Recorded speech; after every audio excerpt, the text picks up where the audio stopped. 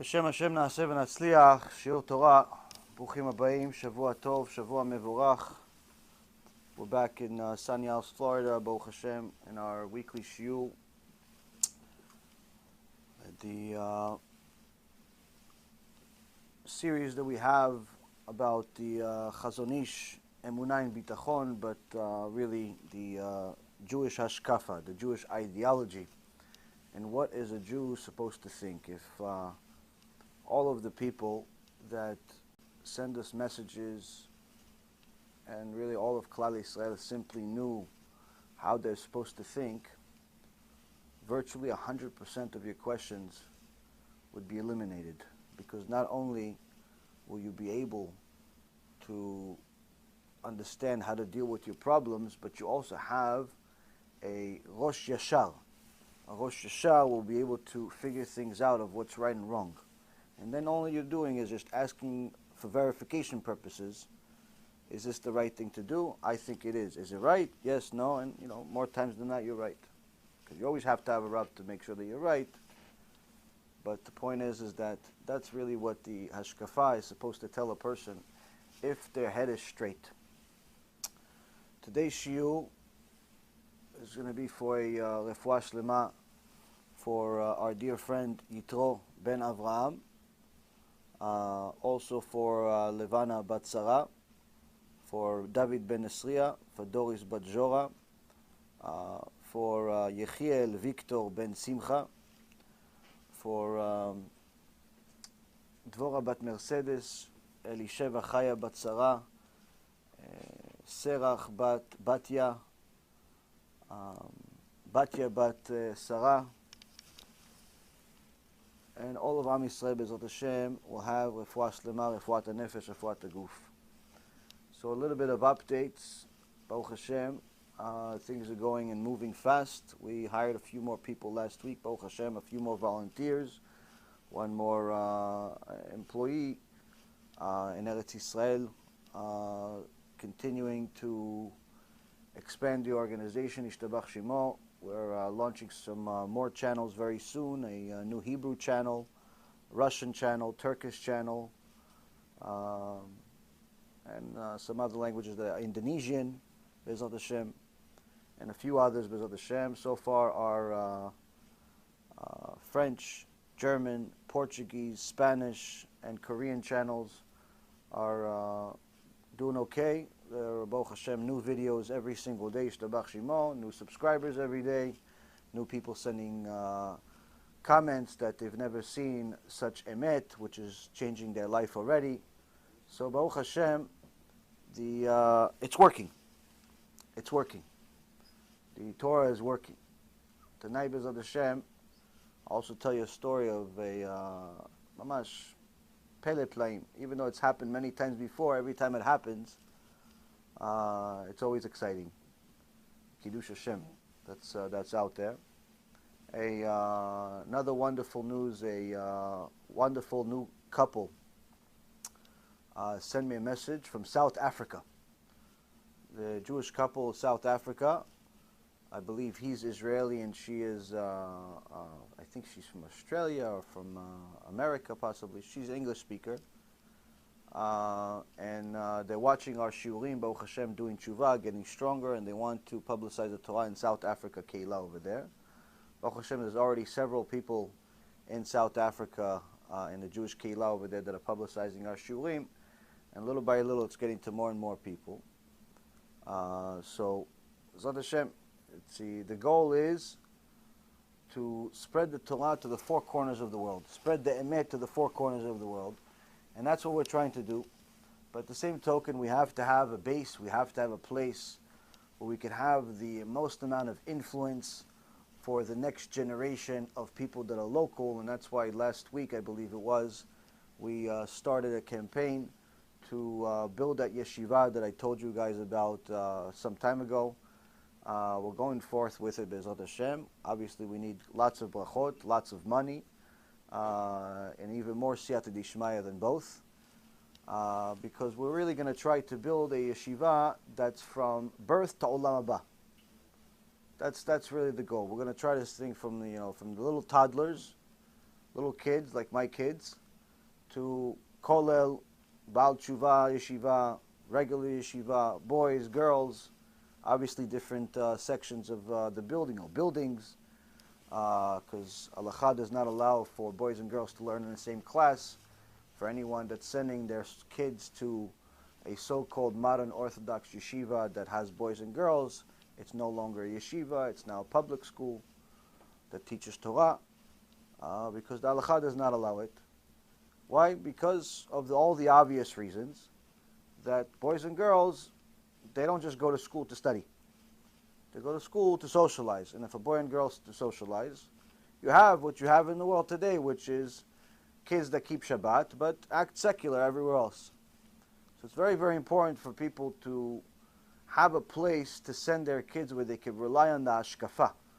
They can rely on the ideology of the people running the place, where it's not for money. Although there's going to be fees to pay and all types of things, that's not number one. One of the ways that we're, Be'ezrat Hashem, going to prove that it's not number one, money is not number one, is that our policy is going to be, we will never throw out a child out of the school because of monetary reasons. Whether they can afford it or they can't afford it, they're allowed to attend. And the only reason they're going to be thrown out is if they violate the rules of the yeshiva, such as being a Machtiya Rabim, or if their parents are Machtiya Rabim, where they cause the public to sin, and they care less about the Torah, and it's just taking advantage of the system. You know, somebody like that, obviously it's hurting other people, then halacha allows to save the others in order, by throwing one out. But that's a very rare situation, and Be'ezrat Hashem, the more involved you are, the more you make sure you have good teachers, the more you make sure that you have a good program, the more you can get any Jew to do tshuva. Any Jew. Now also there has to be a place for people that are going to convert or are newly converts. Many times these converts, they, Baruch Hashem, they join Klal Yisrael, they go to Bet Din, they finish the conversion, they want to join yeshiva, and they have a very hard time. Why? Because they don't really know very much. And even more so, they don't really fit in. They don't really fit in. The guy comes in, he just came from Pakistan, or he just came from India, or he just came from Africa, or he's a New Yorker, he's African American, he's this one, he's that one, all these different Chinese, whatever it is. And he doesn't fit into the role model. Well, Be'ezrat Hashem, our yeshiva, Be'ezrat Hashem, will look like the United Nations. Just like Yetziat Mitzrayim. So the key, Rabotai Yekarim, is to teach Jews to get closer to HaKadosh Baruch Hu. But this is going to require a lot of help from the public. If people that watch the shiurim and say that these shiurim are saving their life, if each one of them simply sent $100 a month for every lecture, or even for one lecture that they watch a month. They watch, 12 lectures a month, and something like 20, 30 clips, $100 a month. If every single person that watches our shiurim, send $100 a month, you'd have yourself millions of dollars already in 1 month. But it's the reality is a lot of people watch the shiurim, they benefit out of them, but they don't send as much. Sometimes because they can, sometimes because they don't feel like they need to. Figure, oh yeah, but it's free, so why should I need to pay for it? You don't need to pay for it. You don't need to pay for it. It's not a fee to watch. You should, but you don't need to. Why? Because there is a tshuva process that a person needs to understand, that you cannot do tshuva by yourself. What does that mean? Doesn't matter whether you were born into a religious family or you did tshuva at some other point. If you're watching our shiurim, that's because they're inspiring you to get closer to HaKadosh Baruch Hu, which means that every shiur, if Hashem gives us the merit, we inspire you to get closer to HaKadosh Baruch Hu, meaning that you're doing a little bit more tshuva in every shiur. That's what a Jew is supposed to be. A Jew is supposed to be someone who does tshuva every day. Every day. We're not fortunate enough to do shiurim 7 times a week yet, but 3 times a week, Baruch Hashem, we can. So, yeah, 3 times a week you get inspired to get closer to HaKadosh Baruch Hu. 3 times a week you're doing tshuva towards HaKadosh Baruch Hu, and the other days you're also getting short clips that help you do tshuva. So now, every time a person does tshuva, he gets closer and closer to HaKadosh Baruch Hu. It's all great. And if he continues or she continues to do this for 70, 80 years, B'ezrat Hashem, this is going to be very good in Olam Haba. What's the problem? The deficit. What's the deficit? The deficit you showed up with on day one. On day one, you came from birth with 20 years worth of wasting seed. On day one, you showed up as a Baal Tshuva with 20 years of Chilul Shabbat. On day one, you showed up with 15, 20, 30 years of walking around immodestly and being Machtiyah Rabim. You showed up with a deficit. Now, Baruch Hashem, you did Tshuva 40, 50, 60 years. You're fantastic, you're the Tzaddiket, you're Rabbanit, good. But you show up to Shamayim and say, fantastic what you did from the day you started doing Tshuva, amazing. One problem, the deficit. What? What you did before. What you did before, you didn't keep Shabbat for 20 years. You wasted seed for 20 years. You walked around immodestly for 20 years and caused other people to sin. And so on and so forth. You ate tareh for 20 years. What are you going to do with that deficit? What, do you think it just goes away? What is it, hot air? No, it created something.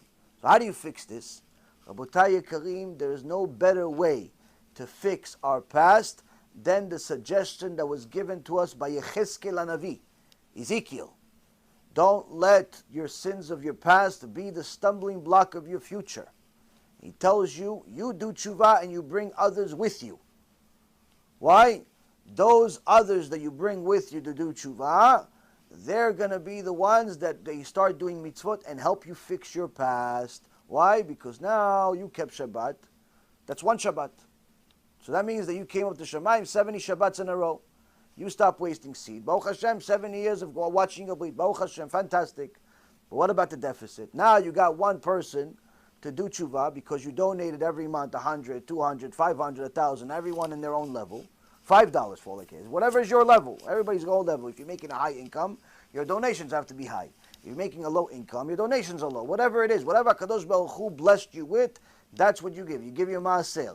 Now you give your maaser to its kiruv, to help Am Yisrael go closer to HaKadosh Baruch Hu. What happens with that? That money is used to help Am Yisrael do tshuva, whether it's to print another few 100,000 CDs or another few million CDs or another USB, or to help movie production with all of these fantastic movies that get produced every single week, a new movie, Shtabach Shimo. Hollywood is already calling us saying, how are you guys doing it so much? How much staff do you have, 30, 40,000? How are you guys doing so much work? It doesn't make any sense.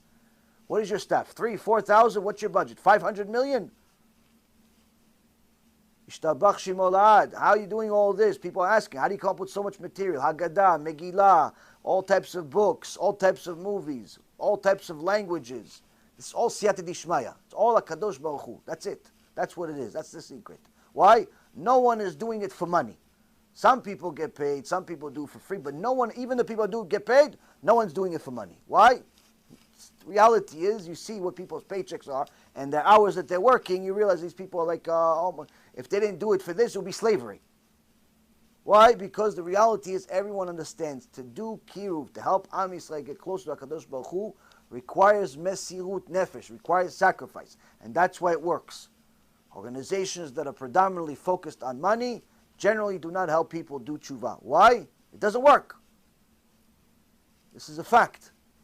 So what happens now when you start donating your money, your maaser, every 2 weeks you get paycheck, every month you get paycheck, you start donating, that money eventually is going to pay somebody. It's going to pay a salary, it's going to pay for CDs, it's going to pay for USBs, it's going to pay for one of the movies, it's going to pay for one of the books, and so on and so forth. Someone's going to read it, someone's going to watch it, someone's going to use it. They're going to start doing tshuva. It's going to pay for one of these shiurim. Someone's going to do tshuva. They're going to start keeping Shabbat. They're going to start keeping Talat Mishpacha. They're going to be like this tzadikah that just this couple, this Motzei Shabbat, gave me a gift. I love when my students give me gifts, but the best gifts in the world are not money. You know what she gave me? She gave me a video of her burning her wig. That's what the wig. Why is this such a great gift? Because she's a hairstylist. She deals with wigs. Imagine the hairstylist shows up to the place with Kisui Rosh. What a Kiddush Hashem that is. Oh, what happened to your Kisui Rosh? What happened to your wig? You had the nicest wig in town. No more wig. Why? Avodah Zarah. The wig is Avodah Zarah. The hairstylist shows up to our shop with a Kisui Rosh. Why? Because she knows that the wig is Avodah Zarah. It took her a long time. And we were going back and forth for a couple of years already. But she gave me a gift. She says, that's it. I've had it. No more Avodah Zarah in my house. What should I do? I said, burn it. She not only burned it, she made a Kiddush Hashem by sending a video, and we publicize it today. So your video, your money was used to help people, help reach people that are doing tshuva for wigs, doing tshuva for zera levatala, and so on and so forth. Every single day that they do a tshuva from that moment on goes into your account. That means that every Shabbat, you keep Shabbat, they keep Shabbat, you have 2 Shabbats. But now they have kids now. Now they got married now. Their husband's keeping Shabbat, the kids keep Shabbat. And what happens? Every Shabbat now is 6 Shabbats, 7 Shabbats, 8 Shabbats. You show up to Shamayim like Rabbi Meir Baal Hanes. Why? You have a surplus. They said, listen, you only live 7 years, but you have 700 years worth of Shabbat. What do you want us to do with it? What do you want us to do with this surplus? You're the richest guy in town. Rabbi Meir Baal Hanes is praying for you now to get to Tzchuyot. What's going on here? You have so many Shabbats, you have so many this, so many that. You're a Kiruv machine. Gan Eden, your Gan Eden is going to go up every day. Why? Because these people continue to live, their grandkids, and so on and so forth. What do? Every single time people pray, people do something, and they ask for your merit, the merit of Reuven, the merit of Shimon, the merit of this tzaddik that did a lot of kiruv, guess what? You can use that merit to help the people still in this world.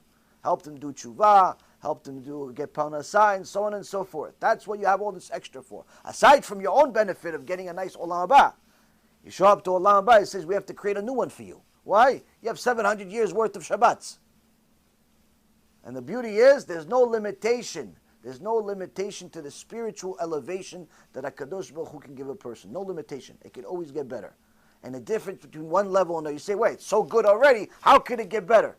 Let's do this. Just like we see on the bad side, when I compared it to you guys, the fire, the guy that's in the fire in a bad place, and the guy that's not in the fire, that's the difference between one step in Gehinom to the other step in Gehinom. One guy's in the fire, one guy's not in the fire, they're both in the fire. But the feeling between the two is like one guy doesn't have fire, one guy doesn't have fire. It's 500 times, the Gemara says, 500 times more for good. Meaning, one guy, he is just hanging out. The other guy has worlds. Then the other guy has worlds already. He has worlds already. He's good. He's good shape, right? Now he gets planets. He gets universes. He gets all of the good that you can possibly imagine. Multiplied by infinity, it's not enough as a down payment for the difference between one level and the other. And those people can get that level elevated on a daily basis. The pleasure that you felt yesterday that was so good will feel like it was painful in comparison to the pleasure that you will feel the next day. That's how good Olam Haba is. When a person understands that we came to this world to toil for Olam Haba. So yeah, it's difficult, and yeah, it's expensive, and yeah, I can't sleep, and I can't this, and there's conflict, and there's all that. But when you realize what the payment is, Ishtabach Shimo La'ai, you say, how come I didn't do more, Hashem? Why don't you send me an email or something? He's going to tell you, what do you mean email? I sent you an organization called Be'ezat Hashem. You don't need anything else? I had my name on the organization. You need something else? So Rabotai, it's very important for people to know everything we do is for the sake of Klal Israel. There's no other interest, no other care in the world. And it's time for everybody to get involved. So we would like to build a yeshiva. We would like to build a school. We already have local teachers, fantastic human beings that we already know that they're hired on day one. We already have some people that we want to bring from Eretz Yisrael. We already have the whole idea. We just need the money. Now, I really want to build something extraordinary, $10 million institution just to get started. But we could start off with at least $500,000 just to get started. We don't need $10 million. If we get $10 million, it's going to be bigger. But if we can at least get to $500,000, we get a down payment on something to get something started for the next school year. This is critical because this allows all of the people that watch us from all over the world, they always ask me, oh, should I move to your community? I tell them no. Why? Other than my shul, you're not going to get anything. I don't come to the shul that I go to because I never really usually go to the same shul twice. Either because they annoy me too much or it's because this or because of that. So I generally don't go to my shul. There's no shul. I don't have a shul. But now if you start getting some, build an institution, and shul is going to be part of it. You'll have a synagogue as part of it, a yeshiva part of it, all types of things as part of it. We'll build it as big as Kadosh Baruch Hu allows us. We'll try to build a little Bet HaMikdash, so when Kadosh Baruch Hu sends us the Mashiach, Bezrat Hashem, He can add it as an addition to the Bet HaMikdash. That's the key, Rabotai. So all the people that want finally to have a community where they could send their kids and not worry about molestations and Christianity missionizing and all the other garbage that people have to deal with on a day-to-day basis, Bezrat Hashem, they'll be able to do it. But if everybody doesn't volunteer, if everybody doesn't start making major sacrifices, and they worry more about opening a second business or buying a third house or a second house and going on a vacation, that's what their number one priority is, then we'll sit here and continue just giving shulim and help people the way we are. It's not going to stop us. But to grow further, we need more help. Now, the beauty is, Rabotai Kareem, is that HaKadosh Baruch Hu is doing His. What is He doing? He's making Be'ezrat Hashem expand more in the last several months than all of the last few years combined. It's unbelievable how many more views, how many more people every single day, new Baalei Tshuva, and the new converts, new people getting closer to HaKadosh Baruch Hu. We are now at a point where at the rough estimate is 5 million minutes per month are being watched just on our videos. 5 million minutes, maybe more. It's probably more, but we're estimating at least 5 million. To give you an estimate, there are some organizations that have 500 speakers on their channel, very famous organization, and out of their 500 speakers, our channel, we're not part of it. Us, what we're doing is more than 10, probably closer to 20% of what they do with 500 speakers. Just people get an idea. And this is just the beginning.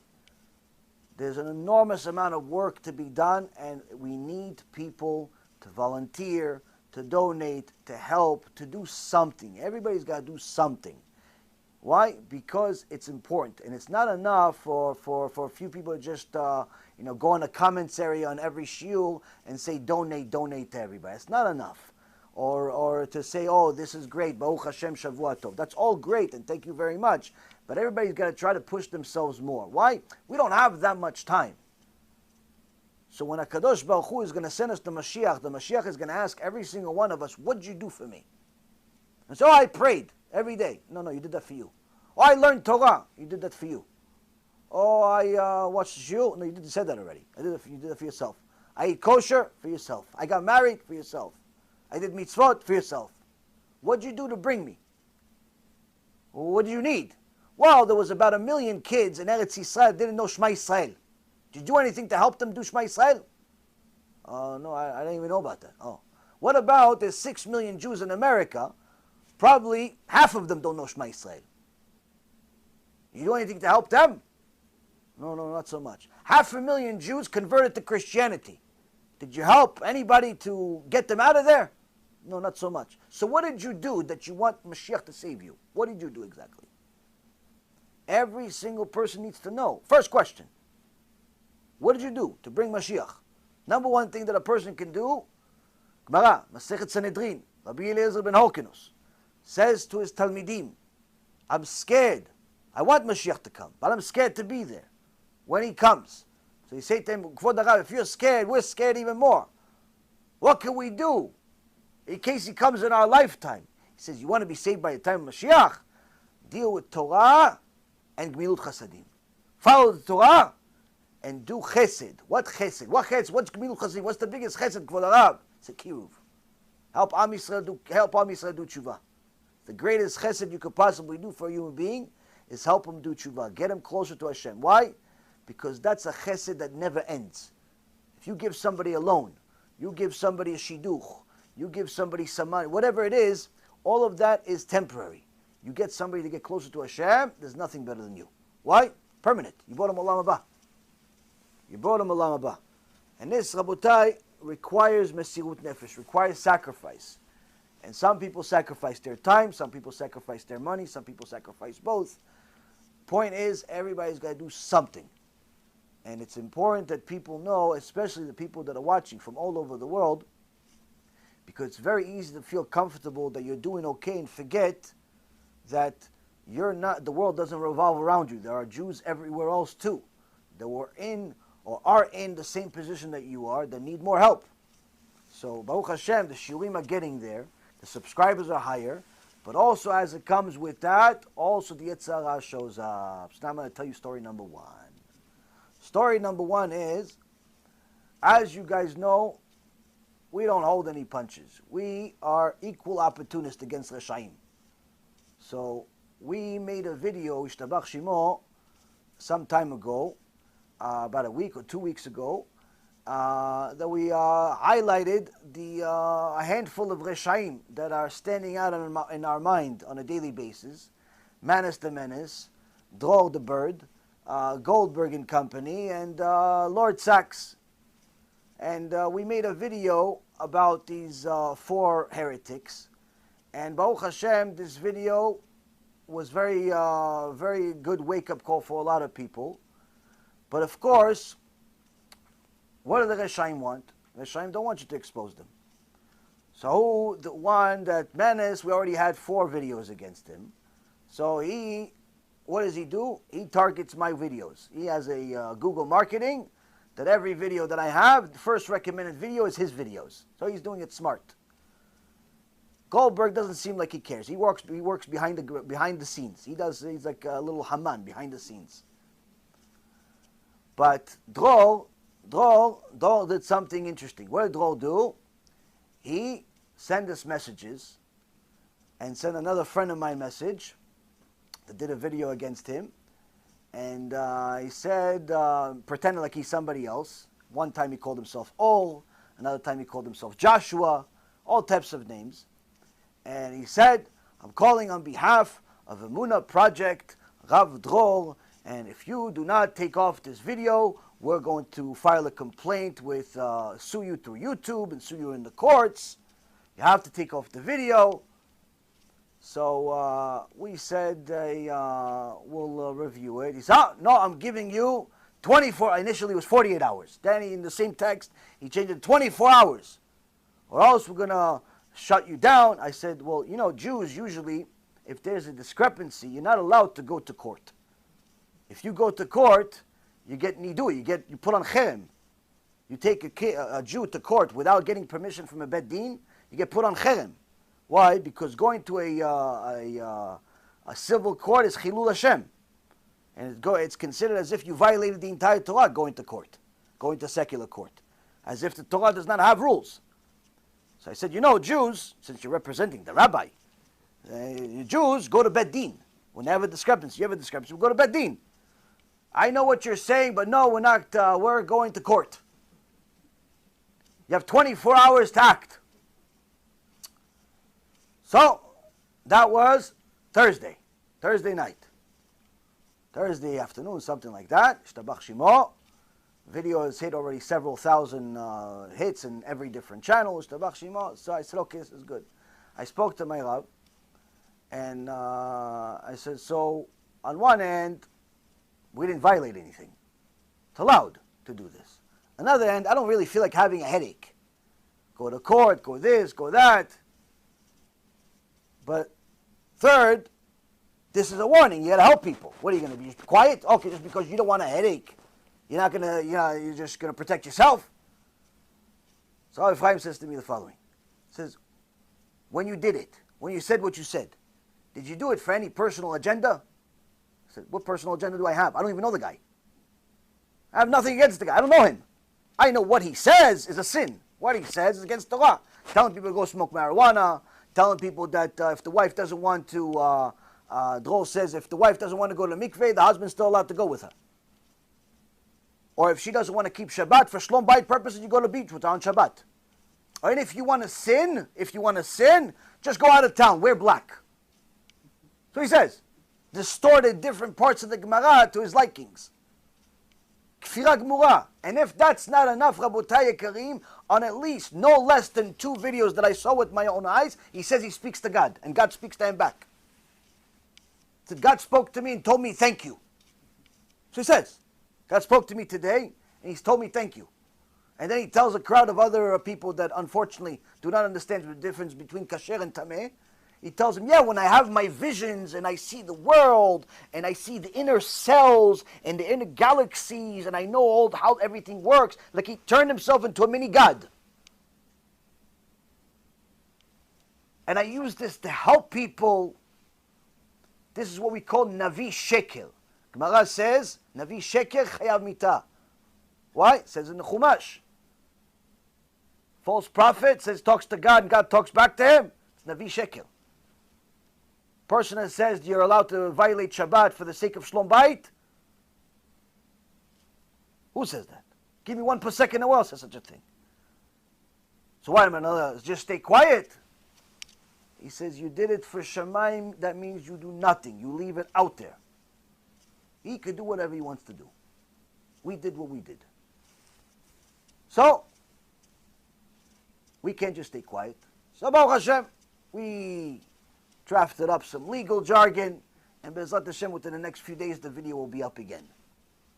And even more so, there's a video that's going to be, more videos going to be coming out. Why? It's time to fight the Reshaim. No gloves. Everything. Why? They're hurting people. You do work to help people do tshuva. They start watching rabbis. They think this guy may look righteous. He has a longer beard than you. The guy ends up starting to marry Goyot because the rabbi says it's okay, she's a nice girl. So, Rabotai Yekarim, it's very, very critical that you know that although this is definitely not my favorite part of what we do, it is a very necessary part that will continue. Why? It's necessary. It's necessary. And this is also part of the Jewish ideology. A person needs to know that Jewish ideology is not just about being nice to everyone. There's no such thing as being nice to everyone. As we learned from David HaMelech recently, you must hate Reshaim. And as Rav Shimon Lavi, who wrote the piyut Bar Yochai, the famous piyut Bar Yochai, the song that many Ashkenazi, Sfaradi, Litai, every Jewish custom usually sings this song on Friday nights, for sure on Lag BaOmer. The very, very famous song, Bar Yochai nimshachta ashrecha, shemen saso mechaverecha. That song, Rabotai, is full of Kabbalah secrets. Full of it. Why? Because the Chacham that wrote it was an enormous Chacham, one of the Gedolei Ador. His name was Rabbi Shimon Lavi. He wrote it about 500 years ago. And Rabbi Ephraim, God bless him, wrote commentary on this song, and it's full of Kabbalah secrets that many of the Chachamim discussed, including the Chida and many others. Now, Rabbi Shimon Lavi, he himself was lived in Tripoli for a good part of his life, but before that he was in Morocco. But the only reason why he was in Tripoli was because he decided to go to Eretz Yisrael, and he stopped in Tripoli. And the Chida says that after he got to Tripoli, he saw that the Jewish people in Tripoli were in such bad shape spiritually that he couldn't allow himself to leave. People were not keeping mitzvot. I'm going to go fulfill my own personal dream and go to Eretz Yisrael and have a bunch of Jews over here not even keeping Shabbat, not keeping Tarat Mishpacha, not keeping nothing. There's no teachers, no nothing. So one of the Gedolei Ador decided he's going to stay in Tripoli for the next 39 years. Built a Keilah with a lot of Chachamim, generation of generations. Baruch Hashem, that's where my ancestors are from. And he wrote many, many Sfarim. He was a Kabbalist. He wrote commentary on the Zohar. And he wrote the song of Bar Yochai and other things as well.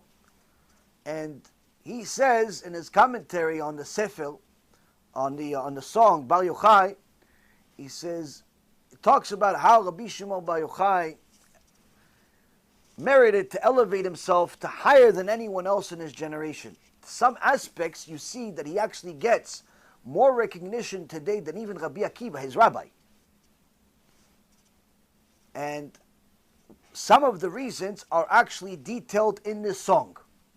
Detailed in this Bar Yochai song, we see that Bar Yochai was merited to have the anointed, became anointed like a Kohen Gadol, even though he was a Kohen.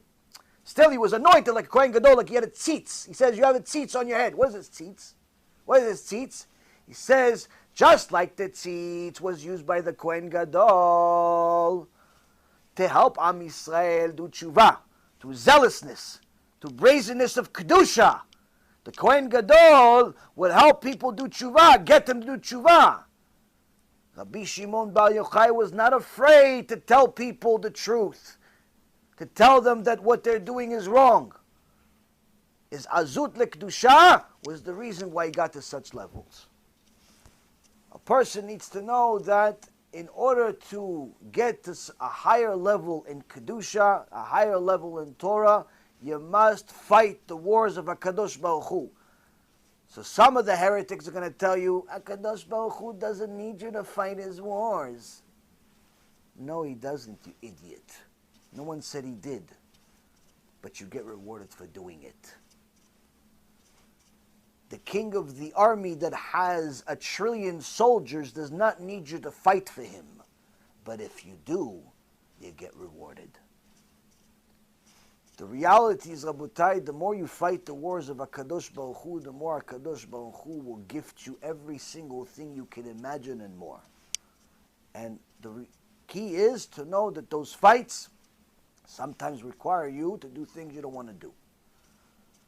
Say things that are not comfortable to say, because some people will get uncomfortable when you say that their rabbi is a rasha.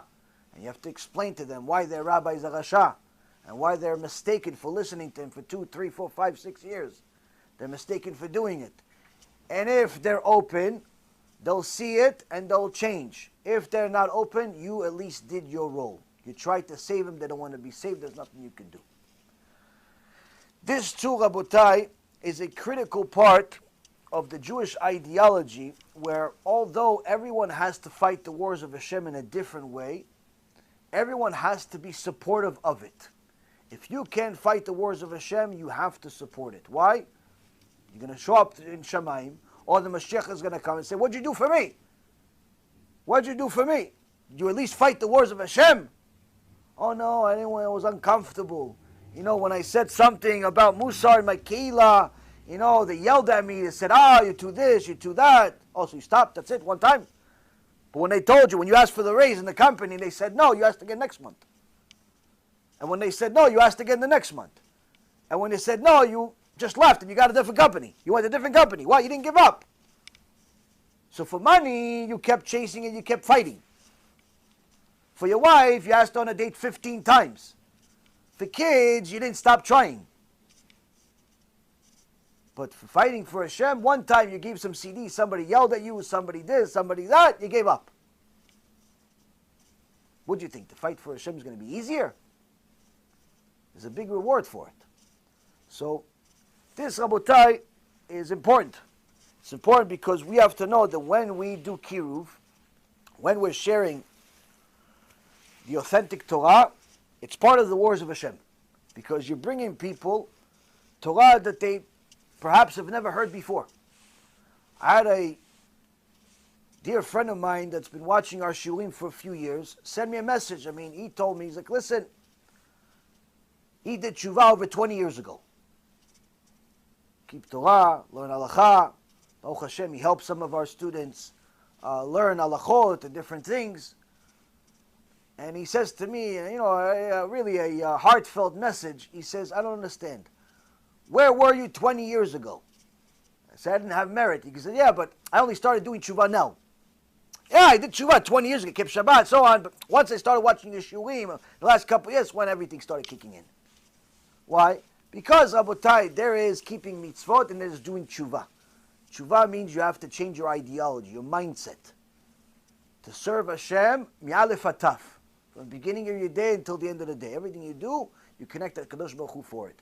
And that's, in essence, the blueprint of the Jewish ideology. Now, the Chazon Ish said to us so far different comparisons of ways that we can see the wisdom of the Creator through His creation. He told us about the brain, the neshama, the different senses that we have in our body, the arms, the legs, the eyes. Now we're going to go and talk a little bit about the stomach. He says in the third section of chapter 1, further we see a sight that is enough to rouse the heart of any wise person. The internal structure of a human body enables it to accept food, digest it, break it down chemically into separate components, and send each component to its proper place. By way of the wisdom that human beings have been granted, we have learned the workings of the abdomen and the stomach, the liver and the gallbladder, the spleen and the kidneys, the intestines and the bladder, the heart and the brain. Each organ has its special functions, and they all work in marvelous coordination to sustain the proper blood composition, namely the right amount of red and white blood cells necessary to the continued existence of the machine called the human being. So, here the Chazon Ish is telling you, we've seen so much wisdom, but now, for all that haven't been convinced yet, or all that need even more chizuk, he says, let's go into something that we fail to appreciate enough until it stops working, until it has issues. Look at the wisdom that you have just from your digestive system. How no matter what you eat, it turns to blood. No matter what you chew, it's going to go into the same tube. It's going to go into the right place. It's going to be digested. There's going to be special chemicals released to deal with each and every different food that you have. It's not all just one size fits all chemical. There's a specific unique chemicals that are released to digest the meat. There are different chemicals to digest the fruits and vegetables. There are different chemicals to deal with all types of other, whether it be candy or breads or cakes and all types of other things that you eat. Everything has its own unique designated soldiers that are coming to deal with it, coming to pick the best of. Oh, cake, let's see, what do you got in here? Okay, you're good, 95% no good. Okay, it goes out. Okay, fruit, 95% good, 5% no good, out. And every one of these chemicals goes and does what it does like a loyal army that you have inside you. And the beautiful part of it all is even further when you realize that you have so many different body parts that are dealing with this digestive system. You have the small intestine, the big intestine, the stomach acids in there. You have the gallbladder, the kidneys. All of these different body parts are working together.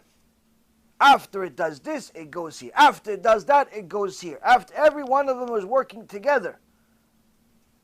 And you need every single one of those body parts to Be'ezrat Hashem work in stellar speed, without slowing down, without taking a day off, without taking a vacation.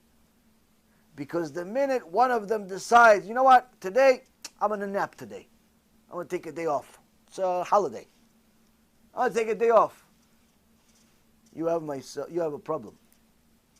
Now, Chazon Ish says, these special functions, they all work in marvelous coordination to sustain this whole journey that the food has, to turn it into red blood cells, white blood cells, to make sure the blood continues to move, and so on.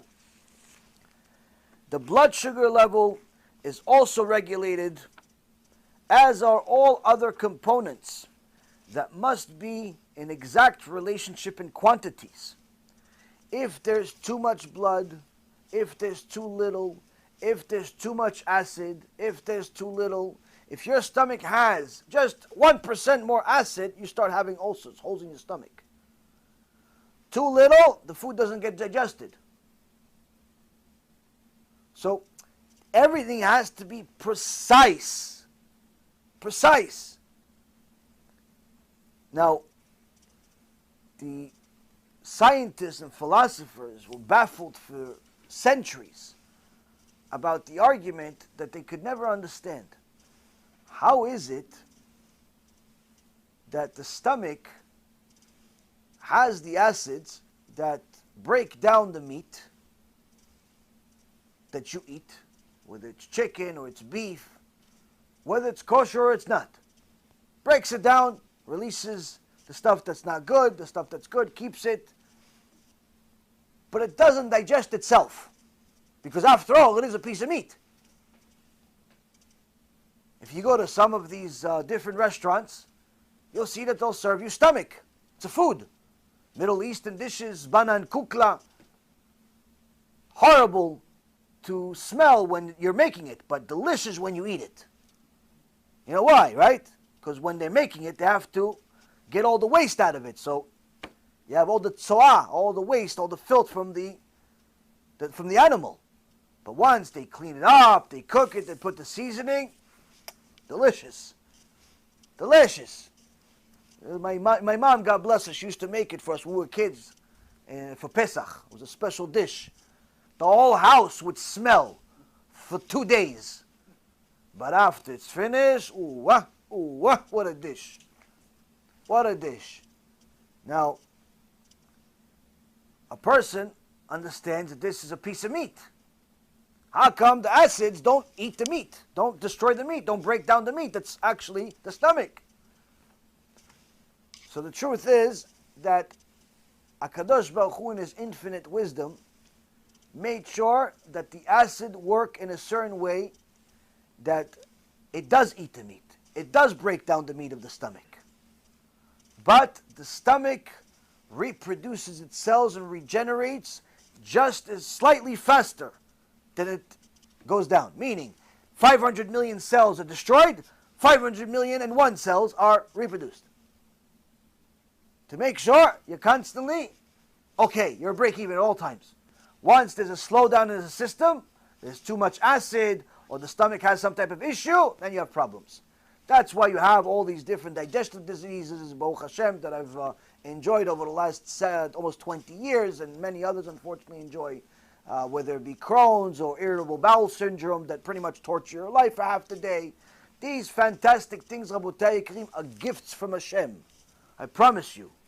Even though they're a torture to deal with, they're gifts. Why they're gifts? The Gemara says someone that obviously learns Torah, does mitzvot and so on, but suffers from problems in the stomach, doesn't see pnei genom. Why? The suffering you have from the stomach will wipe out a lot of your sins. People that understand what genom is, pray for this. Rabbi HaKadosh prayed for this. Suffered for years. For years. He suffered so much. Rabbi HaKadosh, Rabbi Yehuda Nasi, the Baal Mishnah, the father of our oral Torah that we have today, when he would go to the bathroom, he was very rich. Gemara says he'd make sure to tell the guy that was managing his horses, he had 500 horses, tell him, feed them now. Feed them now, and then you go to the bathroom. Why? Because when horses eat, they make a lot of noise. So imagine 500 horses going, that's a lot of noise.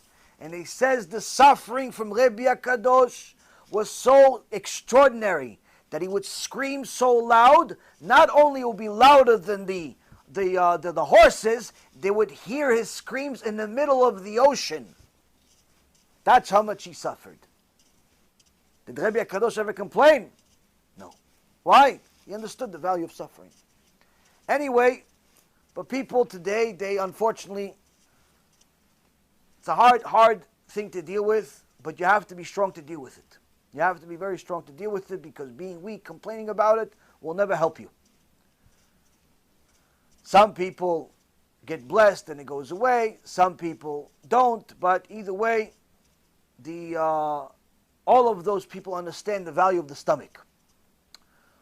One recent new follower of our shiurim saw our personal story, started watching the shiurim, and connected to the part of the personal story about sickness. I said, why? He sent me a picture of himself and how he has a cancer in his stomach. So because of that, they had to connect a tube that's double the size of my hose outside for the water to his stomach. That's what he has. A hose connected to his stomach. Shem Yishmol V'Yatzil. You know what kind of suffering that is? But he's living with it. And it's going to help him a lot. If he does complete tshuva, it's going to be the best thing that ever happened to him. But you have to understand, you have to be at a level to understand that. You have to be at a level to understand it, because sometimes we have a pain, we complain about it. Complaining about it never helps. What helps? Understanding that there's a value to it.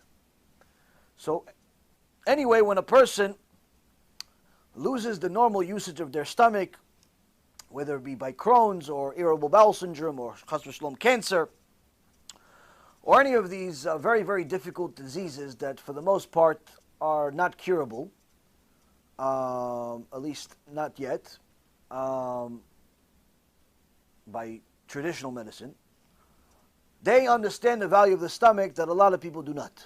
When you go to the bathroom and it just goes out easy and everything is easy for you, you have no idea what I'm talking about. You have no idea why I just expanded on this point for 15 minutes. Don't ask too many questions. I promise you don't want to. You don't want Hashem to give you that example of why I just expanded on this story for 15 minutes. You do not want a Kadosh Baruch Hu to explain to you why you have to say Asher Yatzar, the blessing, after you go to the bathroom, every time. Not one time for the whole day. Like so one guy told me, listen, can I just do one Asher Yatzar for the whole day? Say, if you go to the bathroom one time the whole day. Yes. No, I go to the bathroom like a lot. I go, I don't know, a bunch of times. Sometimes too much. I said, so every time you go to the bathroom. Well, why? I said, because every time it's a miracle. You want Hashem to show you why? You want Hashem to show you why it's a miracle? Well, stop working. Let's see how you like it. Or, it'll work in a different way. Where, instead of liquid coming out of your urethra, there's going to be a few stones coming out instead. How are you going to like that one? You think it's going to be fun? Some people say it's the worst pain that exists for a man. It's like giving birth. Or maybe, every time you go to the bathroom, you go to number 2, you're going to scream, yell. Why? Because you feel like you're giving birth also. Because every time you go, it's like you went 7 times, 8 times, 9 times. You want that one instead? Whole toilet's full of blood. You want that one? No, Rabbi, I'll just Yasha Yatzah. Oh, okay, Baruch Hashem. Tzaddik, Chazaku Baruch. You gave me chizuk. Thank you. Chazaku Baruch. What chizuk? What Baal Tshuva you are. What a Baal Tshuva you are. Shh. You didn't need example from Hashem. It's a real Baal Tshuva be'emet. Why? Most people say, no. Why is it too big? You're machmir. I'm going to go to Drol. He says you can do once a year. Rabotai, you don't want a Kadosh Baruch Hu to tell you why you say Asher Yatzar every time. Why? Because it's a miracle. The fact that it doesn't matter what you eat, it goes out, miracle. Goes out without pain, even more miracle. Think about it. You ate a steak the size of your head. How come it doesn't come out the same size?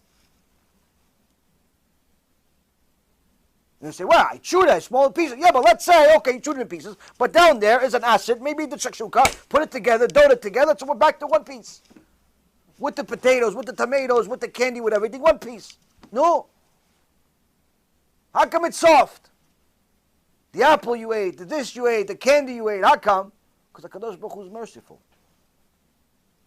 Kadosh Baruch Hu is merciful. You should thank him for that. Person that doesn't understand that, too stupid to deal with. It's important. Chazon Ish figures it's so important, he writes a part of his sefer to talk about it. The miracles of your stomach. So now the Chazon Ish says, humans, a tipesh libo, they're stupid hearts they have. They're generally oblivious of the host of forces that are standing guard and working tirelessly and continuously to sustain their lives. People are completely oblivious of the amount of miracles that happen every single second that you breathe. The fact that there's air in the world enough for all of us to breathe is unbelievable. It really is. You think about it. A few generations ago, there was less people than today. And a few generations before that, there was less people than then. And so on and so forth. But yet, no matter how much the world grows in population, whether it's 1 billion, 2 billion, 3 billion, there is always precisely the right amount of oxygen in the world. That's unbelievable. Why? Anyone that understands a little bit about the mechanics of the world knows that if there is a little bit more oxygen than what we have right now, the world becomes flammable. You light a cigarette, boom! Not boom for you, boom for the whole world. Meaning that no matter how much the world has grown in population, HaKadosh Baruch Hu systematically and methodically and with his infinite wisdom made sure there's always the right amount of air. No one is, no one. Everyone has the right amount of air. Everyone has it, no problem, Ishtabach Shemo. That's a miracle. The fact that you could eat, no matter how many people always worry about, oh, there's not going to be enough food, coronavirus. Who starved to death? You know who starved to death? People in hospitals. Because of some wicked nurses that are racist or against people or just sick-minded. One Jewish guy, died in a nursing home, but he left a letter they found in his pocket. His son found it. He saw the letter. He says, my son, I want you to know, I didn't die from coronavirus. I died because they starved me for 3 days. The starvation killed me, not coronavirus. This was din from Shamayim. Suffering is going to help him in Olam Haba. Surely it's depressing, surely it's horrible, but Rabotai, no matter how many people complain and cry about it, HaKadosh Baruch Hu, if he wants to give us food, he'll give us food. If he doesn't want to give us food, he's not going to give us food. People worry, no, I'm going to store up, I'm going to buy everything, I'm going to eat this, I'm going to do it. You don't have to worry about anything. If you're going to starve, it doesn't matter. It doesn't matter what's going to happen. If HaKadosh Baruch Hu decides that a person is going to starve, you're going to starve. If a person is going to decide he's not going to starve, you're not going to starve. What's the proof from the Torah? The time of Elisha Hanavi, there was famine in the world. There was famine. You know what famine is? Famine is there is no food. Not you can't buy it on Amazon. There's no food. One family, 10 people, 1 potato. If they're rich. If they're rich.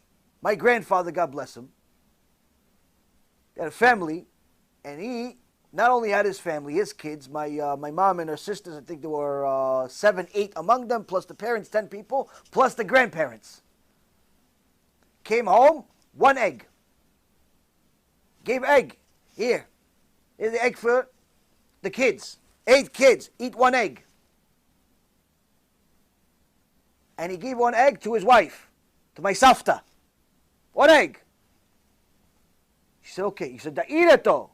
Saba Gibli, mischuto yagen alenu, tzaddik.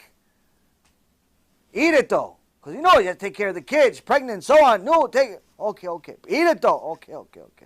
She didn't eat it. What'd she do? She gave it to her parents. Fast another day. That's famine, I will say. That's not food. We complain, I don't have the right granola bars in the house. What am I going to eat? Cereal again? What do I have?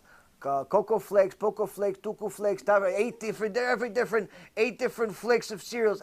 Cereal again? Did you buy milk? Yeah, it's fresh. Okay, Chalav Yisrael? Okay, fine, all right. They complain because they don't have the right granola bar. They complain because they don't have the right this. That's what we complain about. The time of Elisha Hanavi, there was no food, period. Then the prophet said, that's it. HaKadosh Baruch Hu says there's going to be food. So much food that tomorrow there's going to be so much food that the value of food will drop by 99%. Meaning there's going to be so much of it that it's going to be like sand. You're going to go from no food at all, where to buy a potato, you have to give a house. Either a house or potato. Now it's going to go the opposite. It's going to be like enough food, but it's going to be like sand. Now one of the Gdolim over there, one of the politicians over there, started laughing at Elisha Hanavi. Come on, new prophet. Listen, I understand you're a holy person and everything, but don't you think you're exaggerating a little bit? What did you learn from Rabbi Reuven? Exaggerating a little bit.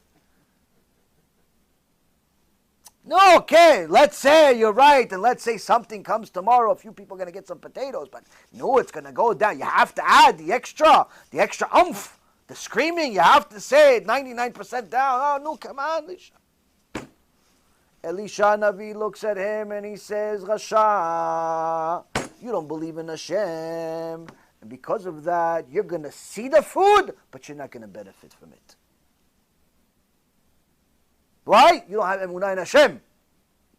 The next day, this politician is walking outside the camp. He starts seeing the two people that were kicked out of the camp because they had sarat.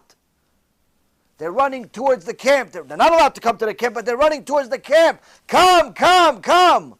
What do you want? The enemy just disappeared. The enemy that was surrounding the city disappeared, and they left everything there. There's a huge amount of food. The people heard it, and they all started running around the road. They ran over this politician.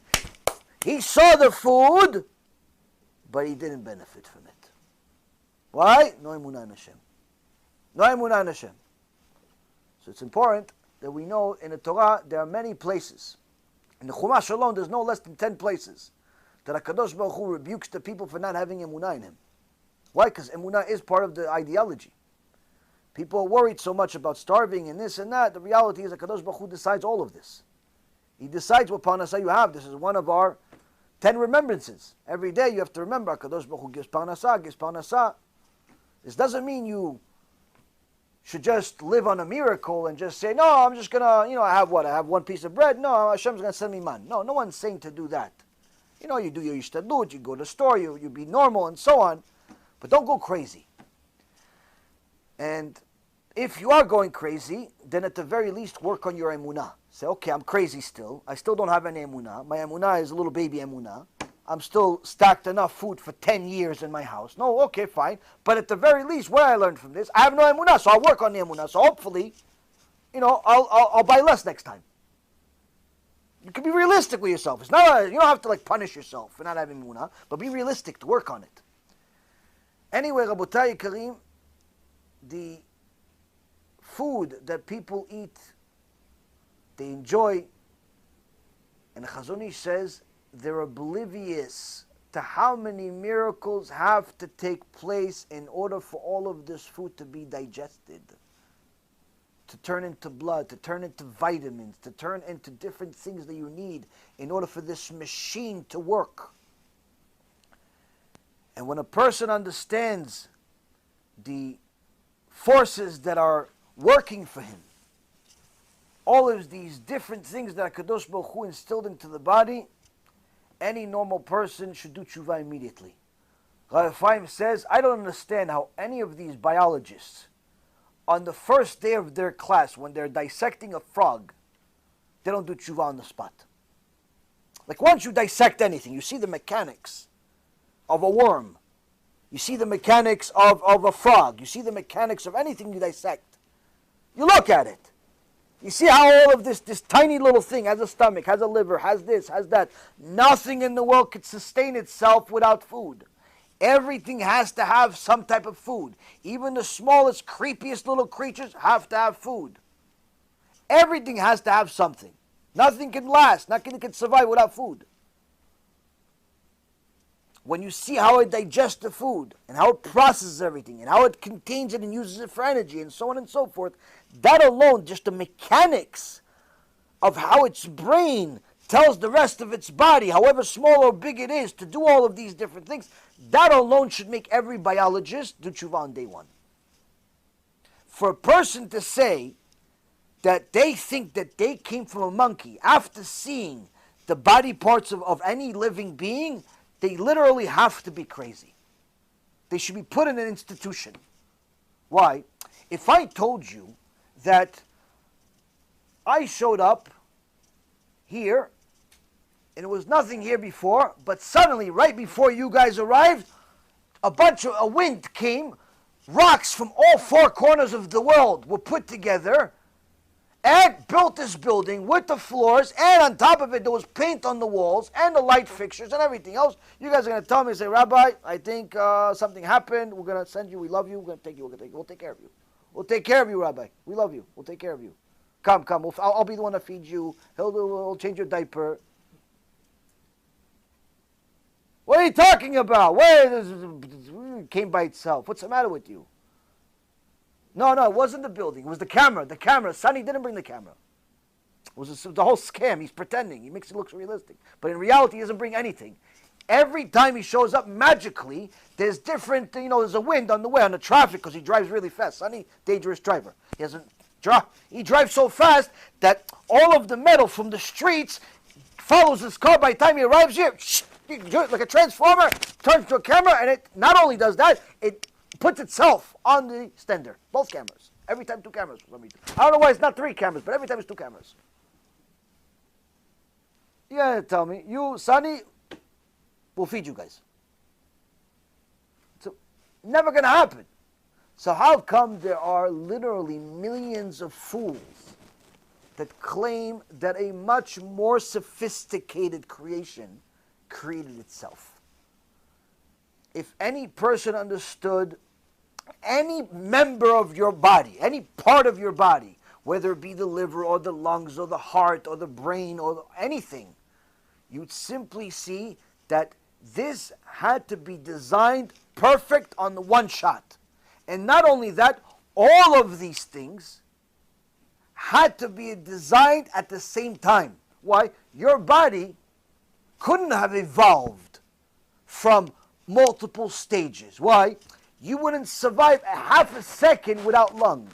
You wouldn't survive a half a second without a heart. You wouldn't survive a half a second without a stomach. And that stomach is so perfect, it has to be done perfect on the first shot. Why? Because if the acid is too much on day 1, that's no more stomach. And guess what? Guess what? The second a person dies, that stomach, that magical thing that we call our stomach, that always regenerates and helps itself regenerates because it's killing itself at the same time, but at the same rate to make sure that you don't have holes in your stomach, the second a person dies, that stops working. And the stomach starts destroying itself until the acids completely destroy the stomach. How come it didn't do that a week before? How come it didn't do that 10 years before? How come it didn't do that 20 years before? How come it's only a second after he dies? It's no longer regenerating. How come it's, continues for a little while? It's been going for so long. Got used to it, no? Get used to it. You start running, even to slow down takes you a little while. No, stops on the spot.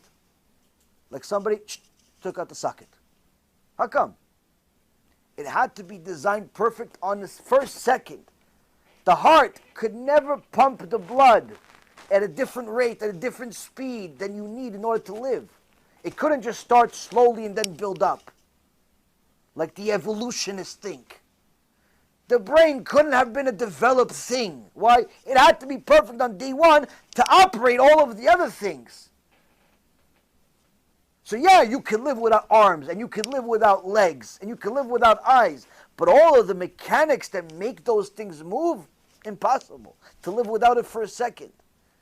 But yet there are so-called smart people that believe this stupidity.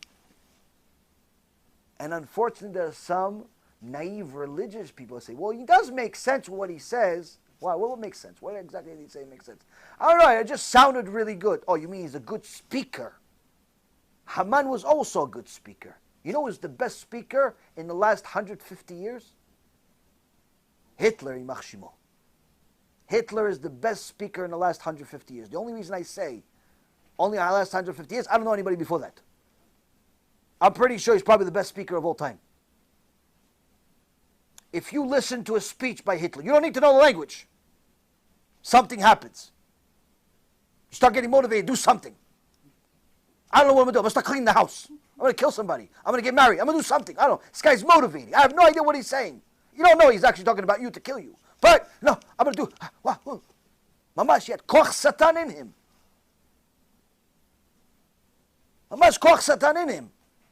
Now I'm a speaker. I taught speakers for over 20 years. I can appreciate speakers. I'm telling you, unbelievable. Mamash koch satan. People are listening to the Satan every day. Tell them that they came from some amoeba. Tell them they came from some molecule. Tell them they came from some chicken or lizard that came to my house last week. foolishness of people. No, but it took a long time. What difference does it make? Long time, little time. Does it make a difference? It can never go to step one. But people don't pay attention to that. They think that just, if something takes a long time, eventually it works. They think that if they're married for long enough, eventually they're going to like each other. It doesn't work that way. If you don't work on your marriage every single day, guess what? You're going to hate each other a lot more in 50 years than you do today. If you work on your marriage every day, in 50 years, you're going to be more in love in 50 years than you are today. Time doesn't make things better. Work does. So now the Chazon Ish says, one of the joys of wisdom is to contemplate the connection between life and air. Its elements being oxygen and carbon dioxide, the agent acting between the human being and the air is the seven-lobed lung, which was given the ability to breathe the oxygen into the body so that the living body, the blood, the flesh, the bones, the sinews, can be maintained. The lung is one of the body's many soldiers in the battle for life. We'll talk about the lung probably next week.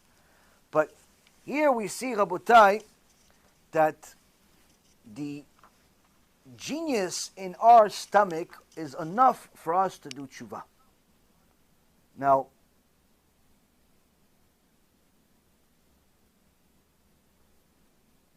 a person that does not recognize the wisdom of the creation and does not value the wisdom of the creation, unfortunately what they do to themselves is that they're asking for a private shiur. Because the Creator, HaKadosh Baruch Hu, even his own patience has to be limited by himself. Not that his patience is limited, he has to limit himself in order to save us from our own foolishness. Now, he knows that if he does nothing, that person is guaranteeing themselves doom, permanent doom. So HaKadosh Baruch Hu does different things in order to wake up a person. Now, I have to ask you guys a question.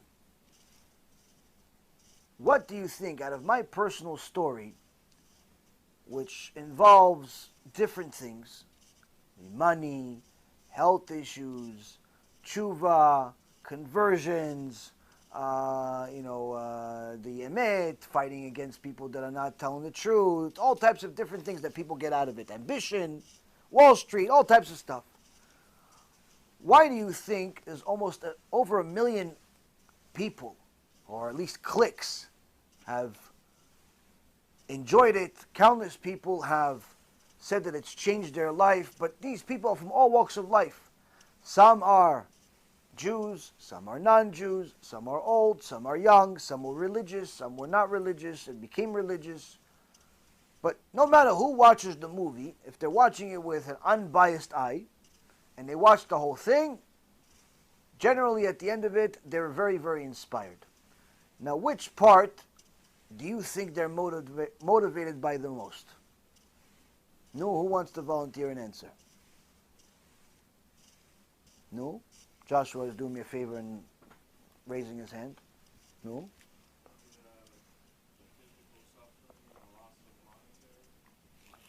Why?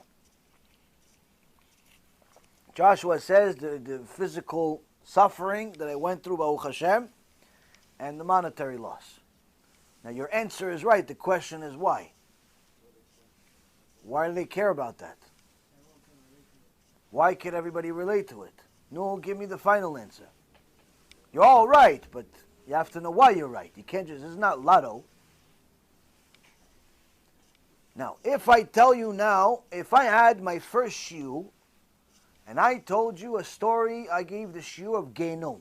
Pirkei Avot number 84, Genom. Now I know everybody that showed up to that lecture was scared permanently. Till this day, they still have a little bit of nightmares. It's good. Tens of thousands of people have watched that shiur, and every single one of them, I believe, has done tshuva. But if that was the shiur, if every shiur was about Genom, would it be more successful or less successful?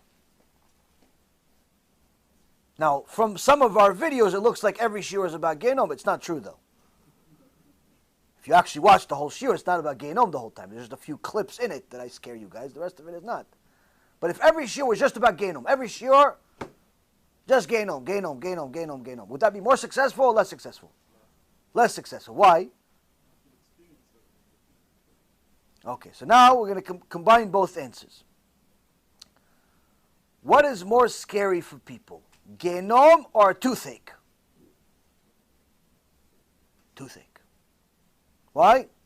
Genom is scary, it's far away, but if you don't constantly think about it, and you don't constantly delve over it, eventually becomes a distant memory. Toothache, I can relate to right now. I've had toothaches. I don't want a toothache. I actually had a toothache earlier, just a few days ago. Toothache's not fun. Toothache's not fun. Nobody wants a toothache. Everybody knows that once you have a toothache, it doesn't matter how much money you have. It doesn't matter your shoe size. It doesn't matter if you're black or white. It doesn't matter if you're rich or poor. It doesn't matter if you're Jewish or not Jewish. Toothache, you can't function. Can't function. One guy said, "No, listen, this tooth is not going to take over. I'm going to beat this tooth. I'm not going to submit. I'm not going to the dentist. I'm going to continue." Guess what? He passed out from pain. There's no way to beat it other than going to the dentist. People are scared of toothaches much more than Genom. Why are they more scared of toothaches much more than Genom? Because they can relate to it. They can relate to it in their life. They've seen it. They have felt it. So when people see that someone suffered physical pain in different uncomfortable body parts, pain that is unlike anything that they've heard other than stories from the Holocaust, and they understand that this can happen to anyone. Because it wasn't like I was living in some third world country, underfed and abused, or I was in some Holocaust camp. How was the opposite? And the reality is, it shows how much of a nothing I am, how much of a nothing people are in comparison to just this tiny little thing that HaKadosh Baruch Hu can send you. Tiny little thing. One cell doesn't work. One nerve doesn't work. One nerve works too much, and so on and so forth. Everyone can relate to it. Of course, they can also relate to money loss. Everybody's scared to lose their money. They work so hard for it. They're scared to lose their money. Now this, Rabotai, is a very, very important thing to know, but it's also mentioned in our Torah. Where? In the movie that we watched today, anyone that hasn't watched it, you should watch it. Rav Ephraim says, notice the chidush of this Baraita by Avot Rabbi Natan, which the movie is called Yetzer Tov versus Yetzer Hara, and it reads this Baraita, where it says, Yetzer Hara, כיצד אמרו 13 שנה גדול יצר הרע מיצר הטוב. That the evil inclination, the sages said the evil inclination of a person is 13 years older than the good inclination. And it talks about how for the first 13 years the person does different things. He gets accustomed to violating Shabbat. He gets accustomed to doing all types of sins. And the Yetzer Hara doesn't bother him, obviously, because the Yetzer Hara likes that he's doing all these sins. And the Yetzer Hara is not there. The Yetzer Tov, the good inclination, is not even there yet. He's not even born yet until he's 13 years old for the guy, or 12 for the girl. But once he gets to that age, and the Yetzer Tov is born, the Yetzer Tov says, empty one! What are you doing? You're violating Shabbat. Don't you know that HaKadosh Baruch Hu says, Mechalelei Amot Yumat, that someone that violates Shabbat is going to kill him? He says, empty one, what are you doing? Committing immorality. Don't you know that HaKadosh Baruch Hu says, Al Yotzei Dam Ma'adam, Damo Yishafech? Mutzi Dam Ma'adam Ba'adam, Damo Yishafech? Don't you know that spilling seed, committing immorality, HaKadosh Baruch Hu says he's going to spill your blood. So Rabbi Ephraim says, look at the chidush here. What is the Yetzer Tov telling this person that's sinning? Is he telling him about Gehenom? Is he telling him Kafakela? Is he telling him, listen, Hashem's going to swing you from one end to the other? You tell him it's going to be... No, what is he telling him? Tell him, listen, you idiot. He's going to kill you. You fool. He's going to spill your blood. You fool. You're going to sin. You're going to have physical pain. Physical pain. You want pain? No. Okay, do tshuva. Okay. This is, Rabotai, what our Yetzer Tov constantly tells us. We need to understand a lot of things in a way that we can relate to. But at the same token, come the Chachamim and tell us many, many different aspects of the supernatural, of the mystical, of the things that are afterlife. Why? A balance of both. To know about heaven, to know about Gehenom, to know about cancer, to know about AIDS, to know about all the different things. Because the balance of all of these things, if a person learns about them and develops the right foundation of fear, he can start building a better quality fear. Once you have a good foundation of fear of Hashem, you're afraid to lose, you're afraid to get hurt, you're afraid to get to a bad place. Now you can build a relationship with Hashem to get to a better quality of fear. What's the better quality of fear? A fear of hurting your relationship between you and Hashem. Just like a fear of hurting your relationship between you and your spouse. You're not afraid that your spouse is going to hit you physically. If you and her are normal, you're not afraid of that. What are you afraid of? If you try to have a good relationship, you're afraid of hurting each other. Emotionally, yelling, screaming, cursing, all sorts of things that people do to each other when they don't pay attention. So a person needs to make sure that they don't hurt each other in a relationship. Needless to say, if a person has a good foundation of fear of losing in this world and the next, he can now get to a higher level of fear, which is fear of hurting the connection between him and Hashem, her and Hashem. But you can't get to the second level without the first level. This is why the Yetzer Tov at 13 years old tells him, listen, you go against Hashem, he's going to hurt you physically. He's going to give you a pain in the most uncomfortable part of your body. You're going to curse the day you were born. And you can't just stop it. Oh, stop it, Hashem, I'll do tshuva. It doesn't work that way. Hashem doesn't dance to your tune. Once you force Hashem's hand, that's it. You're lucky if it stops ever. So, that's why, Rabotai, HaKadosh Baruch Hu sends different Chachamim, different Nevi'im, different people with different skills to help Am Yisrael do tshuva. But the most successful way has always been what the Yetzer Tov is doing, which is scaring people. Why? That is, Rabotai, the number one motivator for human beings. In fact, the number one motivator for all beings, all living beings, are driven by fear. You go to the woods, you start seeing a bunch of animals running, but they're not about to eat you, they run past you, they're scared of something. What? Could be an animal, a predator, a fire. That's what's motivating them to care less about you with or without your gun, and they're running past you. Why? Because they're scared of something much worse than you. You start seeing people run into the store, careless, start taking stuff. They're scared of something much more than the police. Scared of starvation, scared of something else. You start seeing people lock themselves up in a house for 2 months. They're scared of something much more than they're scared of each other's company. Fear is a very critical tool that HaKadosh Baruch Hu has instilled in every one of its beings. And to instill fear in people is important, but only if it's the right fear. Because the Gemara says, someone who instills fear in people just for his own sake, for them to be scared of him, for them to be scared of her. Doesn't matter if it's a man or woman. Doesn't even matter if it's for a public or even for your own family. Mother just makes her kids scared for no reason. Father makes the kids and the wife scared just for no reason. The wife makes the husband scared just for no reason. She wants him, he'll respect me. Why? Because I come from such and such family. He'll respect me because I do this, this, and that. He'll show respect me because I'm the man. One of these Arab mentality people, HaKadosh Baruch Hu says, I hate you. That's what the Gemara says. It's one of the few people in the world, HaKadosh Baruch Hu says, somebody instills fear into the people for no reason, for his own sake, Hashem hates him.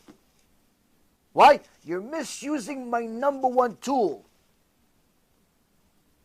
How do we know it's his number one tool? Gemara, Masechet Shabbat, says, Yirat Hashem Yotzaro. The fear of Hashem, that's his treasure. It's his treasure, that's his number one tool, fear. So anyone that comes to you and tells you, no, you're just instilling fear in people, this Musar is instilling fear in people. Where do you live, in planet Mars? What do they use in Mars over there? What do they use? Gummy bears? How do you live? Why'd you eat today? I was hungry. So what? Don't eat.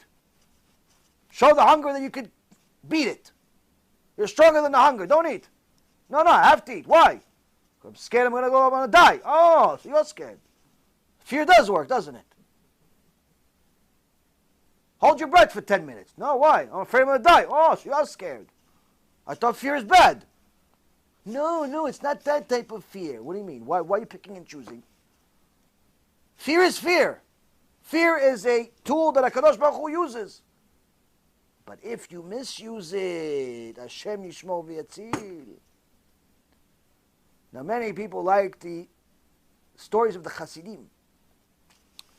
I'm going to tell you stories of the Hasidim.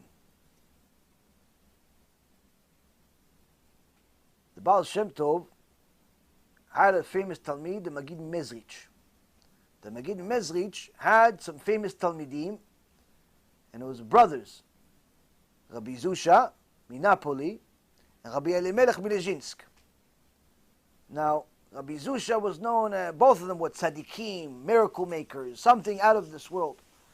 But Rabbi Zusha was a very, very unique person. His way of helping people do tshuva was very unique. He was as poor as dirt, but everyone knew he has Ruach HaKodesh. And he was as happy as can be. And everything he would say, Zusha this, Zusha that. He would always compare everything to himself. Anytime somebody would ask him a question in the Torah, he'd tell him 1 minute.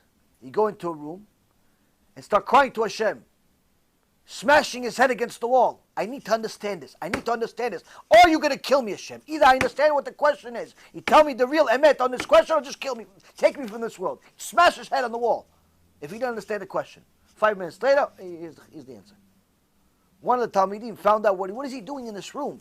Peeked in, saw that the rabbi is smashing his head against the wall because he wanted to know the answer so much. That's how much he was willing to die for Torah. Next day came, no questions. He goes, Rabbi Zusha says to him, what happened? What's your question? No, Rabbi, no questions. What? You know the entire Torah? No. That's it? No, I just, why? Why no questions today? Why? He got it out of him. He goes, no. You don't worry about Zusha. You ask your questions. Ask your questions. So Rabbi Zusha Minapoli, Kodesh Kodashim, he had a unique way to do kiruv. You know how? Ooh, what a kiruv way. What a kiruv way he had. I wish I had this. Maybe I do. Rabbi Zusha Minapoli. Rabbi Zusha Minapoli had a fantastic way to do kiruv. What a way. So, somebody would come and, he'd know this guy's a Rasha. How do you know he's a Rasha? That's what you know when the guy has Ruach HaKodesh. When you have Ruach HaKodesh, you know a lot of things. So he was next to him. He didn't know him. Next to him, he sent this guy, Noef, adulterer. This, that. So Rabbi Zusha would say, all of a sudden, stop what he's doing and start praying to Hashem. Says, Zusha, what a Rasha you are. Starts talking about himself. Zusha, Zusha, what a Rasha you are. Yesterday at such and such time, you went with a married woman. What did you do, Zusha? What Hashem is going to do to you? Zusha, Zusha, what is Hashem going to do to you? After you saw her, you went and you ate non-kosher food. Hashem Yishmor. Zusha, what Hashem is going to do to you? And he starts listing every single thing the guy did that day. And the guy is listening, and he's talking about him or he's talking about me? Why? It's everything that he's saying is what happened to him for the last week. He's listing every single sin he made. All the skeletons are running in the street from the closet. There's no closets, they're all open. After he stops crying, he says, Rabbi, please help me. I need to do tshuva. You need to do tshuva too. Come do tshuva with me. Zusha, Zusha. He starts mentioning all the sin. The guy starts crying hysterical to HaKadosh Baruch Hu. Why? He knows that HaKadosh Baruch Hu is watching. He finally understands that HaKadosh Baruch Hu is watching. One time a guy comes to Rabbi Zusha. Sometimes, they don't look like a Rasha. They don't look like a gangster with tattoos on their face, biker jacket or something. Sometimes they come to you with a beard. Nice jacket, look Hasidish, looks this, looks that. Says Kvod Arav. Yeah, I just don't. You see that building? Yeah. Who do you think did it? Who do you think built that big Knesset? They come to you with their mitzvot on their, like it's an army. They have, in the army, they put a medallion for everything that you did. They come to you with their mitzvot, like their medallions. They tell you this big Knesset, that big Knesset, this Torah, that Torah. So one of these Reshaim fakers comes to Rabbi Zusha. And he says, Rabbi, give me a chidush. Sometimes the people are bored. They do nothing. Coronavirus, Corona-19, they're sitting at home all day. They send me text messages. Can you tell me the purpose of life? Is this kosher? Is this not kosher? Why can't you look on the internet? Why did I become Rabbi Google? Go look for it. People are so lazy. But sometimes it's because of lack of respect for Talmidei Chachamim. So this clown comes to Rabbi Zusha and says, Rabbi, give me a chidush. He says, no, chidush. No, come on, no, give me a chidush, Rabbi. No, I want to learn, right? Oh, you want to learn? Okay. What do you want to learn? I want a chidush. What do you want a chidush about? What insight you want? I don't know, a verse in the Torah. He says, pick a verse in the Torah. Pick a verse in the Torah. Take a Tanakh, open a Tanakh, and pick a verse. So the guy opened it, it comes up to Tehillim, you look at Tehillim number 10, verse number 3. He says, Rabbi, give me a chidush on this. It says, Ki hilel rasha ta'avat nafsho botzea boreach nietz Adonai. It says, why do you stand aloof when the wicked man glories in his personal desire and the robber praises himself that he has blasphemed Hashem? Give me a chidush about this one. He says, let me tell you what this verse means. Zusha. You know what Zusha did? Zusha has desires. Zusha is such a Rasha, he has desires. But he wants to pretend he's like Hillel, like it says. Ki Hillel, who's Hillel? He's Tzaddik. But in reality, he has desires, so he's really a Rasha. But he wants to pretend he's Hillel. So why do you know what Zusha did? Oh, I'm going to tell you what Zusha did.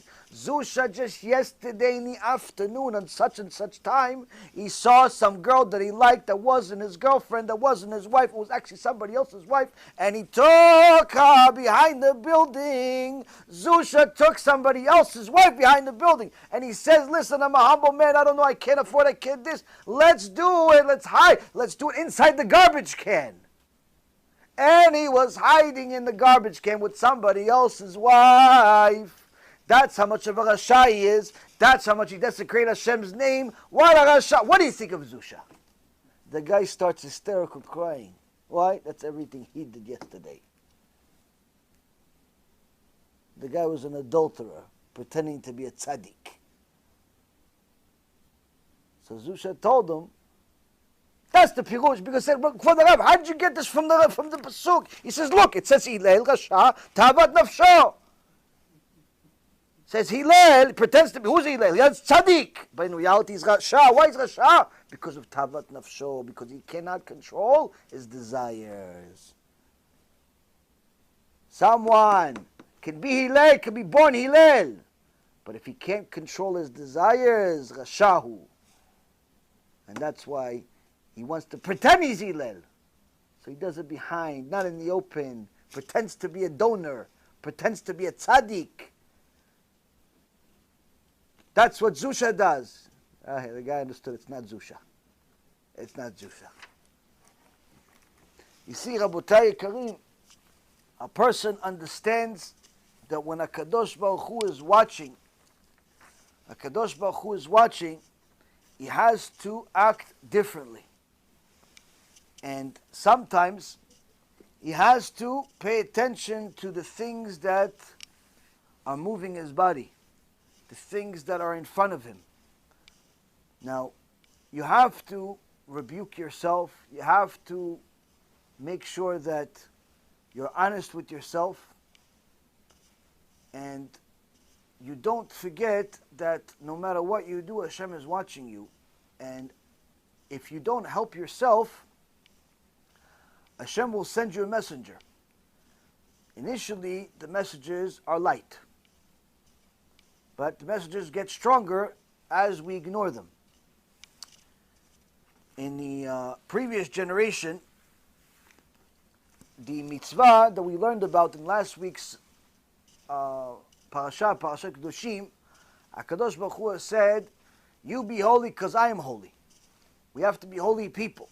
And then he gives us the details of what makes us holy, different mitzvot, that we have to, make sure to warn each other if we see that someone is a criminal and he's about to do business with somebody in the kehillah, even if that person that in the kehillah is not your friend, or you don't even like the guy, but he's about to do business with somebody that's a criminal, you have to warn him.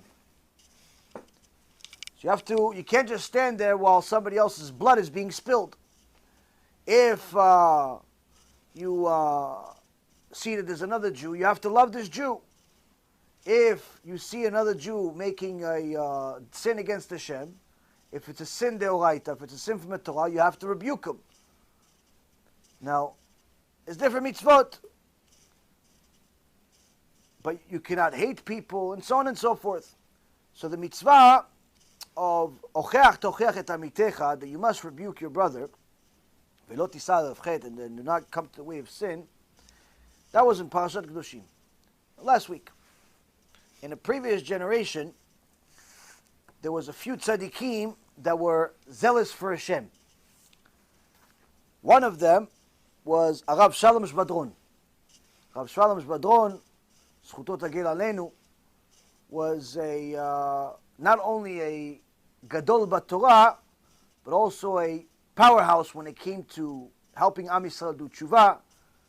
He had a very, very unique style of speaking and telling people, making fun of himself and giving you chidushim from the Torah and scaring you to death all at the same time. He was a very big person, very strong, and he and another tzaddik by the name of Rav Shabtai Yuda Levitz, alav shalom. Rav Shabtai Yuda Levitz was also a very big, strong person. And both of them were chachamim, talmidei chachamim, serious talmidei chachamim. Not like today where the guy's a beard, you think he's talmid chacham. Now, they were zealous for Hashem. What does it mean to be zealous for Hashem? They would do different things aside from the basics. So on Friday night, they wanted to make sure that everyone in the neighborhood keeps Shabbat. How do you make sure everybody keeps Shabbat?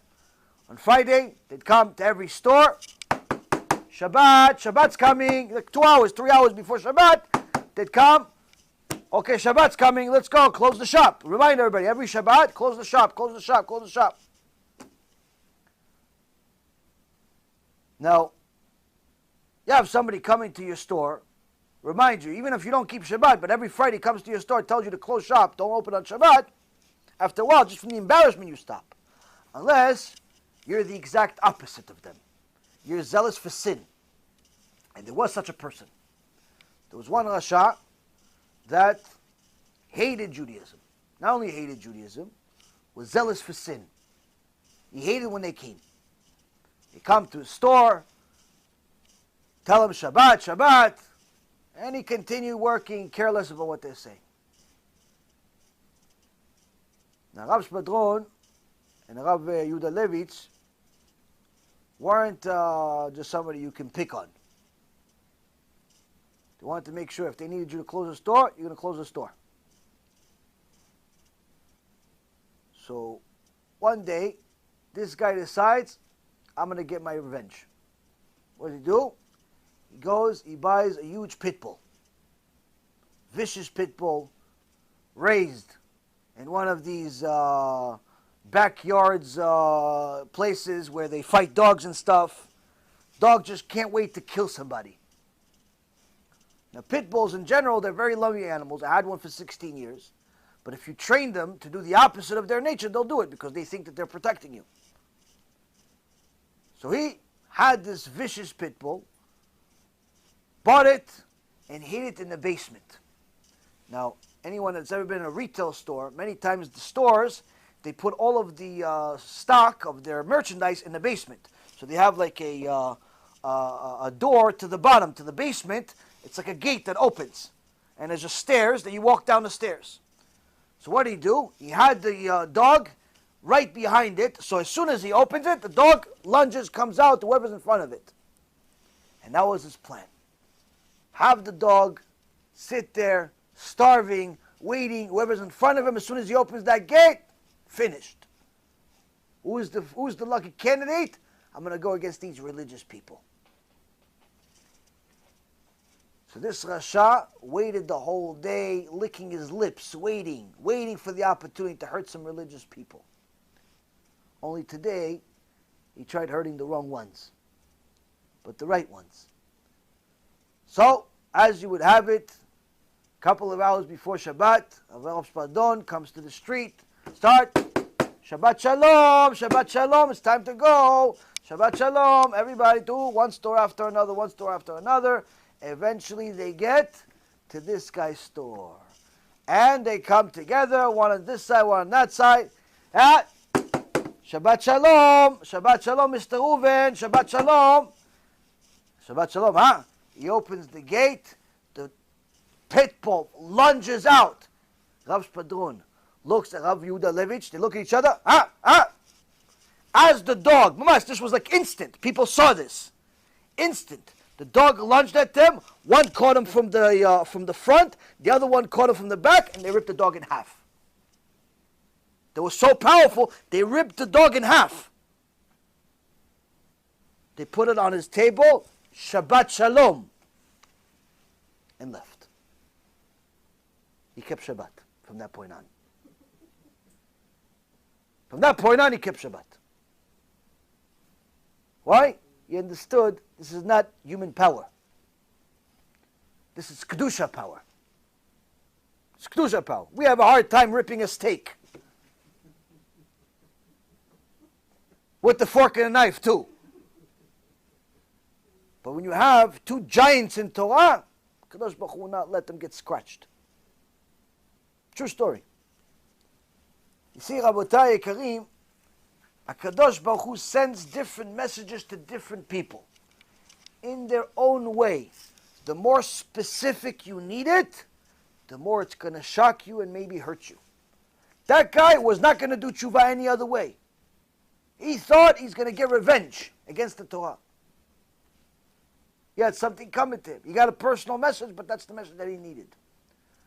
Now, there's another way, Baruch Hashem, that HaKadosh Baruch Hu gave us a merit to help a lot of people do tshuva, you see, because the Sharet Tshuva helped us reach a lot of people because we see that there are certain sins that are not spoken of in this generation. One of them is Pgam Brit. And Pgam Brit, the third gate of Sharet Tshuva, says that someone that masturbates using his hand or foot is punished by Mitah Bidei Shamayim, gets a heavenly death. That even though he himself is not going to get killed by any rabbi or anything else, Hashem is going to take revenge against such a person that doesn't do tshuva for wasting seed, because he slaughtered his own kids, as the Gemara in Masechet Nidah says, page 13a. Now, since we've been doing shiurim about this particular topic, we've reached many different people of different religions even. And Baruch Hashem, because everyone understands that this sin, regardless of whether you're Jewish or not, it's disgusting. It doesn't help you. It hurts your marriage. It hurts your body. It hurts you in a lot of different ways. So a lot of people that realize they have a problem, they watch shiurim. The point is that this is one of the tools that HaKadosh Baruch Hu has helped us help countless people. And many times when people come to me and they ask me for help for this particular issue, there's no sugarcoating.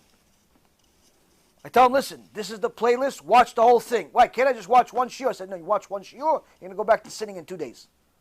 You have to watch the entire playlist. How many, that's it, just what it says. No. Entire playlist, again and again and again for the rest of your life. As I add more lectures, watch it again and again and again and again and again, forever. Why? This subject for every guy, married or single, young or old, need constant chizuk. Constant chizuk, this issue. Why? Because en apotropos larayot, no one is above this issue. Not the rabbi, not the student, not male, not female. The issues of arayot is very, very strong in this generation. And when people understand this, they start doing tshuva, they end up introducing the lectures to different people, and different people connect to the lectures for different reasons. Now, once in a while, HaKadosh Baruch Hu sends us different people that come to our lectures not because of this subject, sometimes because of this subject, sometimes for a different subject. Sometimes they come to us from different religions altogether. So, as I told you, I have, Baruch Hashem, recently people from all over the world watching the shurim, but we deal with people to help them with different things, to help them convert, to help them do tshuva and so on. But once in a while, there's a unique story. So, a few months ago, maybe 2-3 months ago, my assistant sends me a email. She says, such and such person, which I didn't know who he was. I don't know every single person that sends donations or anything to the company. Says such and such person asks if he just donated a week ago, some money, and he's asking if he can get a refund. So I looked at the halacha, and the problem is that once you donate money for kiruv, for Torah, there is no such thing as refunds. And the reason why is because you gave money to the Bet HaMikdash. You can't go to the rabbi and say, Rabbi, listen, I gave you $1,000 last year. Can I get the money back? Can't do that. It's like going to the Bet HaMikdash. You brought the korban. You know what? I'm just going to raise. You know what? I'm not going to eat this cow. Let me just take it back. I'm not going to give it to the. There's no like thing. There's no refunds. Why? It's against halacha. It's like you're stealing money from Hashem. Once you give money for Torah, there's no taking it back.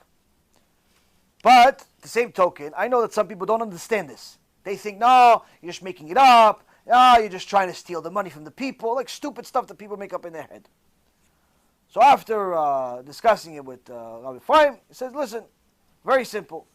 If this guy wants a refund, tell him I wrote a letter explaining. I said, halacha says I am not allowed to give you a refund. Not because I don't want to. It has nothing to do with me. It's not my money. Once you donated the money is considered like it went to the Bet HaMikdash. There's no taking it back from Hashem. But we do have a reserve that we use every single month that we give to poor people. We go to poor people. In Eretz Yisrael, we send money to Eretz Yisrael every month. So if you're poor, if you're in a really terrible financial condition, we'll give you even more than what you gave. What, you gave $50, we'll give you $100. Whatever you need if you're in trouble. We'll help you if you're poor. I didn't know why you wanted the refund. I don't ask why people want refunds. It's not exactly, we're not a store. We're not selling them, computers or something. It's, donated money, you want a refund. Okay, fine, take a refund. But it's not a refund. So, I'm going to give you the money because you're poor, not because it's a refund. It's not a refund. I'm helping you. I'm fulfilling a mitzvah. So then the guy says, thank you for communicating with me. No, I'm not poor. So I don't need the refund. I'm not going to take the refund. But I'm glad that you answered because I want to tell you why. I'm upset at you. Now, I never heard of this guy in my life. He wants the refund because he wanted the refund because he's upset at me. But now he's writing it off. He's like, okay, I'm not going to take the refund. I don't want you, there's no reason for me. But I want to tell you I'm upset at you. Why? You made fun of Christianity. Made fun of Christianity, and that's what I am. It's Christian. So, hold on a second. Okay, that's a little bit of a problem now. What do you mean you're Christian? Why are you watching my shurim? No, I appreciate your shurim. I even watch Rabbi Mizrahi's shurim. I watch this, I watch that. I like it. You guys are nice people. You're smart. I watch your shurim. So now, Rabotai, I'm allergic to Christianity. Why? Because I've dealt with it so intensely in my own personal life and with other people that I know how many people it hurts. So just like anything else, and even more so than anything else, when it comes to this topic, there's no sugarcoating. I don't believe in sugarcoating, generally speaking, even more so with this. Anytime somebody has come to me and tell me that they believe in Christianity, they get a default email, a default letter. And I'll read you guys the letter that once I found out that's what he is, this is what response that he got. Now again, he's a nice person. He's just telling me that he's upset because I made fun of Yoshke a little bit, and which I try to do as often as possible, Baruch Hashem, because it's a mitzvah from the Torah, to make fun of idolatry. But anyway, he sends me a letter telling me that he's upset with me. And now, instead of saying, I'm sorry, I didn't mean to upset you, please donate some more money, or anything like that, this is what I write him. Wake up, dear New Testament believer. Believing in Jesus or the New Testament is considered 100% idolatry, according to the Holy Torah. Please watch the 3-hour Rabbi's debate with the Christian professor that proves the New Testament is a flawed man-made book that is a contradiction to the Torah and not a supplement. So the first link I give them is the famous debate by Rabbi Mizrahi, because it's my personal favorite, and I think it's the most effective. And then watch and learn to become a righteous Gentile, and I give him a lecture about Noahites. I think either that I made or Rabbi Mizrahi made, I think I made it, or whoever it is. Then I give him, then as Rabbi Tovia Singer is a good rabbi to research on YouTube, and I give him some links where he shows the falsehood of Christianity. No, listen, it's soft, nothing. It's false, it's idolatry, you need to know immediately. Now he's calling me, he's contacting me because he's upset that I made fun of it. I'm making sure that we go out with a bang. Why? Because he needs to know it's fake. He needs to know it's fake. There's no room for sugarcoating idol worship. So, I give him the lectures from Rabbi Tovia Singer. I even give him a website for an organization called Netib by a friend of mine called, his name was Rod Bryant. He has a Noahide organization. Then I give him a link for Rabbi Mizrahi's Purpose of Life. Then also watch another shiur that shows the New Testament is man-made and that Jesus was not who people think he is, and these are proofs that the New Testament is completely false, and it's one of my lectures that I did about this topic. And I tell them that I hope you take advantage, you and your family take advantage of this opportunity and see the truth and the blessing of a lifetime. So this now starts a very different conversation. Naturally it does. So now he tells me, and I tell him, he tells me something else. I tell him, listen, we don't intend to upset people like you. It's just that medicine sometimes is painful. And the truth of the Torah is sometimes painful. Although the New Testament claims to be a continuation of the Torah, it contradicts it countless times, stating that God was intimate with a woman. He has 3 parts. It's 100% idolatry. It's false teaching, and so on and so forth. So now we start going back and forth, where he's thanking me for the reply, but defending his belief. I provide him information, he's defending his beliefs, and this ends after several days of back and forth, and that's it. I don't hear from the guy after I shoot some bombs. He goes his way, I go my way. Baruch Hashem. Yishtabach Shemo La'ad. This has happened already several times, but it's always just as exciting.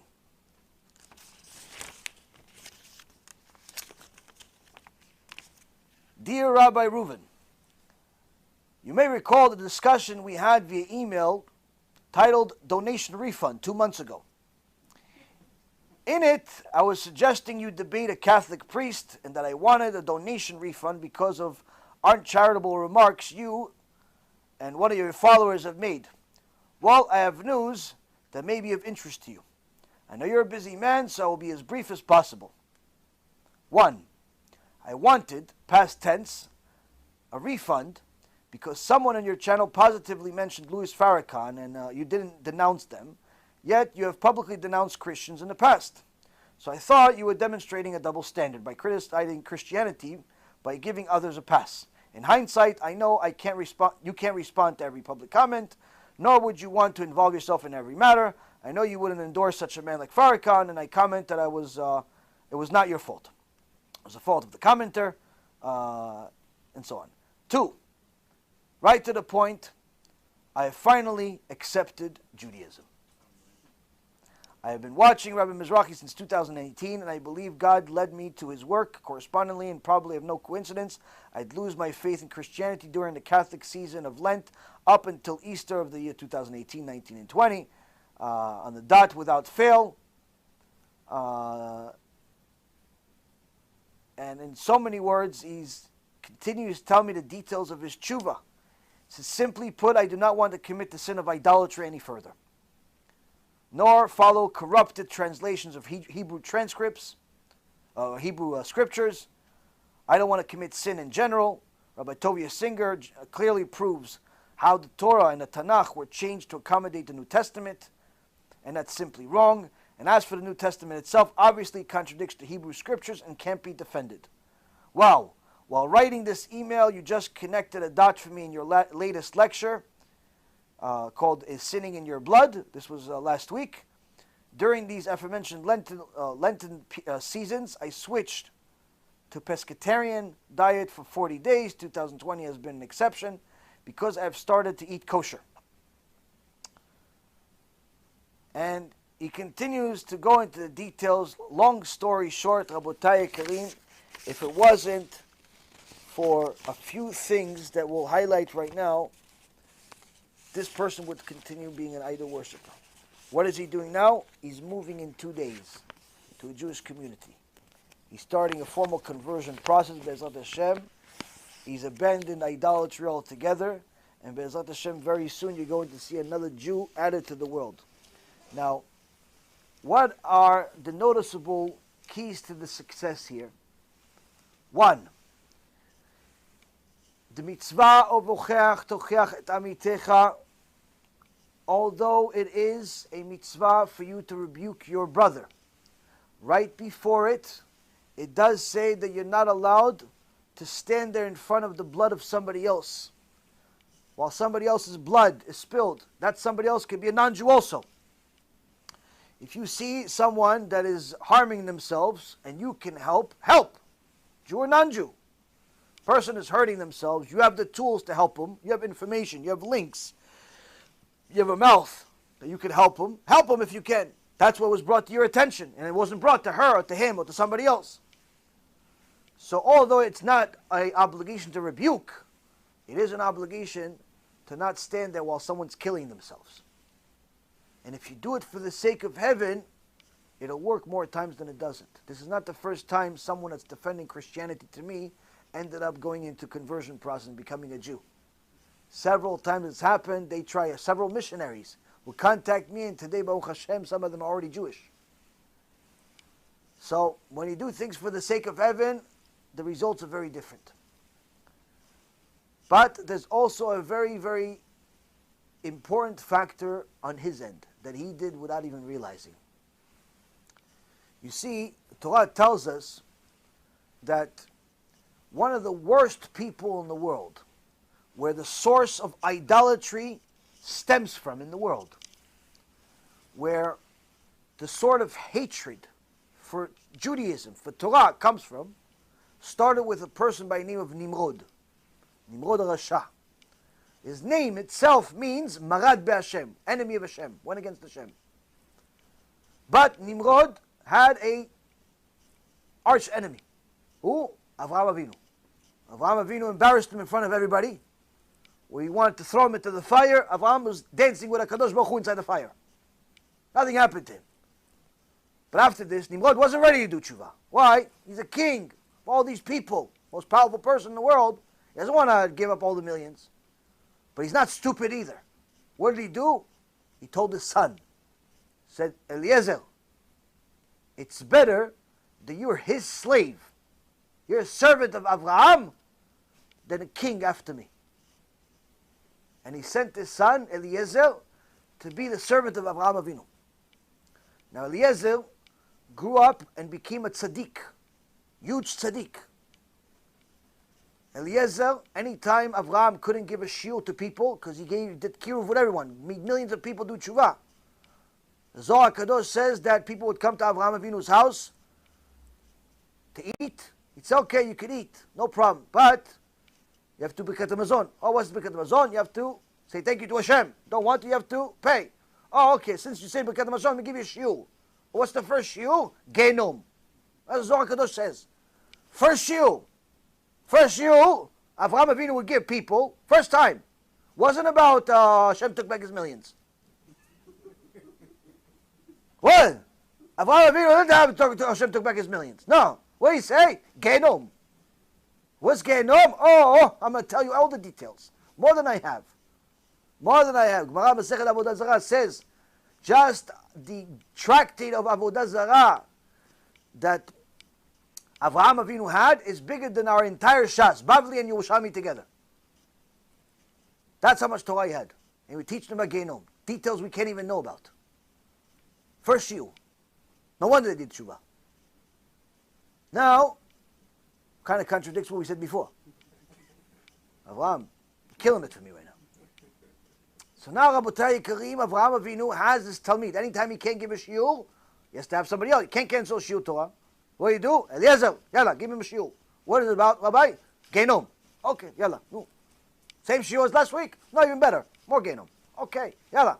Eliezer will give him the shiur. Meaning Eliezer became Dolador.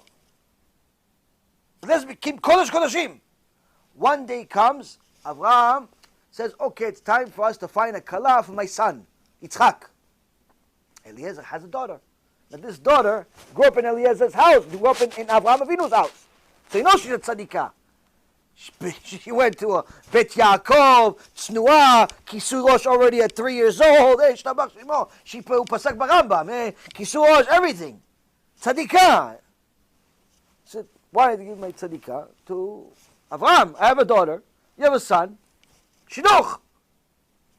Avraham Avinu, Kodesh Kodashim, says to his second in command, Eliezer, says, Eliezer, it can never be. Why? It can't be for the Rav. Because I am Baruch, and you are Arur. I am blessed, and you're cursed. I'm from the chosen people, you're from the cursed people. Kna'an. Now if it was me, what? I'm cursed. I give lectures just as much as you. I'm number one on YouTube. I have CDs. What? Okay, I'm starting my own shop. I'm starting my own Bezat Hashem. I'm starting my own thing. I'm cursed? Okay, I'm cursed. I'll show you who's cursed. I'll show you who's cursed. I did your laundry. I did this. I worked the horses. I did everything. I'm cursed? Okay, I'm going to start my own thing. That's why I'm not Eliezer. I wouldn't pass the test. You know what Eliezer does? He says, Kvod Rav, you're right. You're right. So I'm going to go find your son a kala.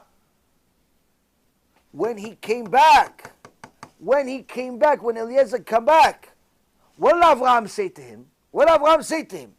He says, come Baruch Hashem. Come Baruch Hashem. Come, the one that's blessed by Hashem. Wait, before you said he's Arur, he's cursed. Now he's Baruch Hashem. When Akadosh Baruch Hu saw that Eliezer, be'emet, for real, did not get hurt from the emet, he knew it was true, he accepted it as true, even if it was not exactly the greatest thing in the world to hear that he's cursed. That's the emet, and he accepted it. Akadosh Baruch Hu went in the Bet Din of Shamayim and says, we're changing Eliezer from Arur to Baruch Hashem. And he's one of the 10 people that walked into Gan Eden alive with his clothes on. I wish we go to Gan Eden dying. It's still good enough. We don't clothes. He walked into Gan Eden with his clothes on. Never died. That's Eliezer. Why? He accepted the emet as it is. Now, Rabotai Yekarim, when a person gets the emet punched in his face, what you've been believing in for 30, 40, 50 years is idol worship. What you've been doing for 30, 40, 50 years against Hashem. You are considered a rasha. You are considered an idol worshiper. You are doing something wrong. You could easily fight. You could easily say curse. You could easily act like an animal. You don't. You say, you know what? You have some proofs of what you're saying? Yeah, it's right here. Parashat this, parashat that, big this back. Oh, you're right. How could I change? What could I do? You accept it, become Baruch Hashem. You become Baruch Hashem. Now this guy, he doesn't even realize what he did. He got the emet punched in his face. Why? I told him his entire belief system is idol worship. You know what I would have done if I was him? Dispute the charge. Don't ask for a refund. Dispute. Fraud. All types of things you can do. Torture people. No. Says that's the emet. That's the emet. That little thing for $70 or some measly amount of money bought this person olam haba. Why? You accepted the emet. You accepted the emet as it is. You realize that this is a problem. You investigated it for the next few months. HaKadosh Baruch Hu opened your heart. You opened your heart for the emet. HaKadosh Baruch Hu put everything in it. Alvai alenu to accept the emet like that. Alvai for all of Am Yisrael to accept the emet that quickly. Within a matter of a couple of months to completely turn around their entire belief system that warped and against Hashem. It could start with the stomach from the Chazon Ish, or it could start from the stomach of Hashem took back his millions. It could start in different ways, Rabotai. The key is to understand the Jewish ideology and what you make of it. Meaning that the ideology itself, the Hashkafa itself, is never going to change. It is what it is. But it's going to treat you how you treat it. When you disregard it, HaKadosh Baruch Hu is going to show you the tough parts. He's going to show you Midat Adin. He's going to show you the tough parts that you don't want to hear about. When you accept it, all of a sudden you see HaKadosh Baruch Hu's Midat HaChesed. All of a sudden the Beit Din is welcoming you. All of a sudden the community is welcoming you. All of a sudden you find a shidduch. All of a sudden you got a new job with more money. All of a sudden the rabbi is giving you extra attention. All of a sudden things accept. But when you try to beat the system, go around the system, shortcuts, this cuts, that cuts, that means you're not accepting Da'at Torah. You don't accept Da'at Torah, you'll stay arur. You'll stay a nothing. You'll stay in the wrong direction. Why do that to yourself? Why do that to yourself? I know it seems like the right way is the long way, but the right way is really the short way. The right way is the short way. Why? It actually gets to its destination. The wrong way is wrong. It doesn't get to the right destination. Whatever destination you arrive in is always going to be wrong. You may get there a week later, but it's still the wrong house. What's the point of getting there?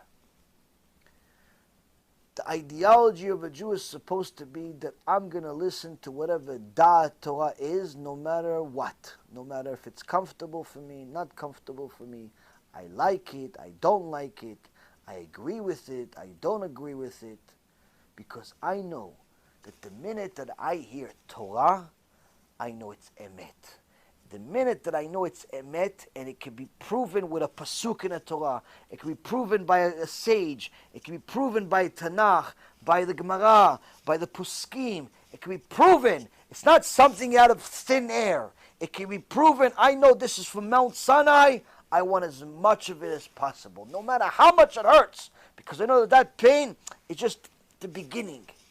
It's pleasure after that. It's only good after that. When a person allows the emet to enter, only blessings will follow him.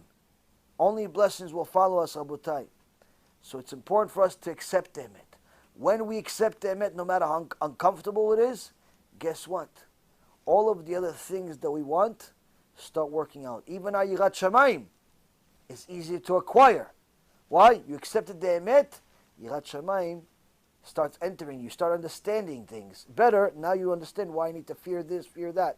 You start appreciating HaKadosh Baruch Hu. You start developing a relationship with Hashem. You start having the right Yirat Shamayim that's not just afraid of losing a book or losing money or losing... No, you're afraid of disconnecting from Hashem.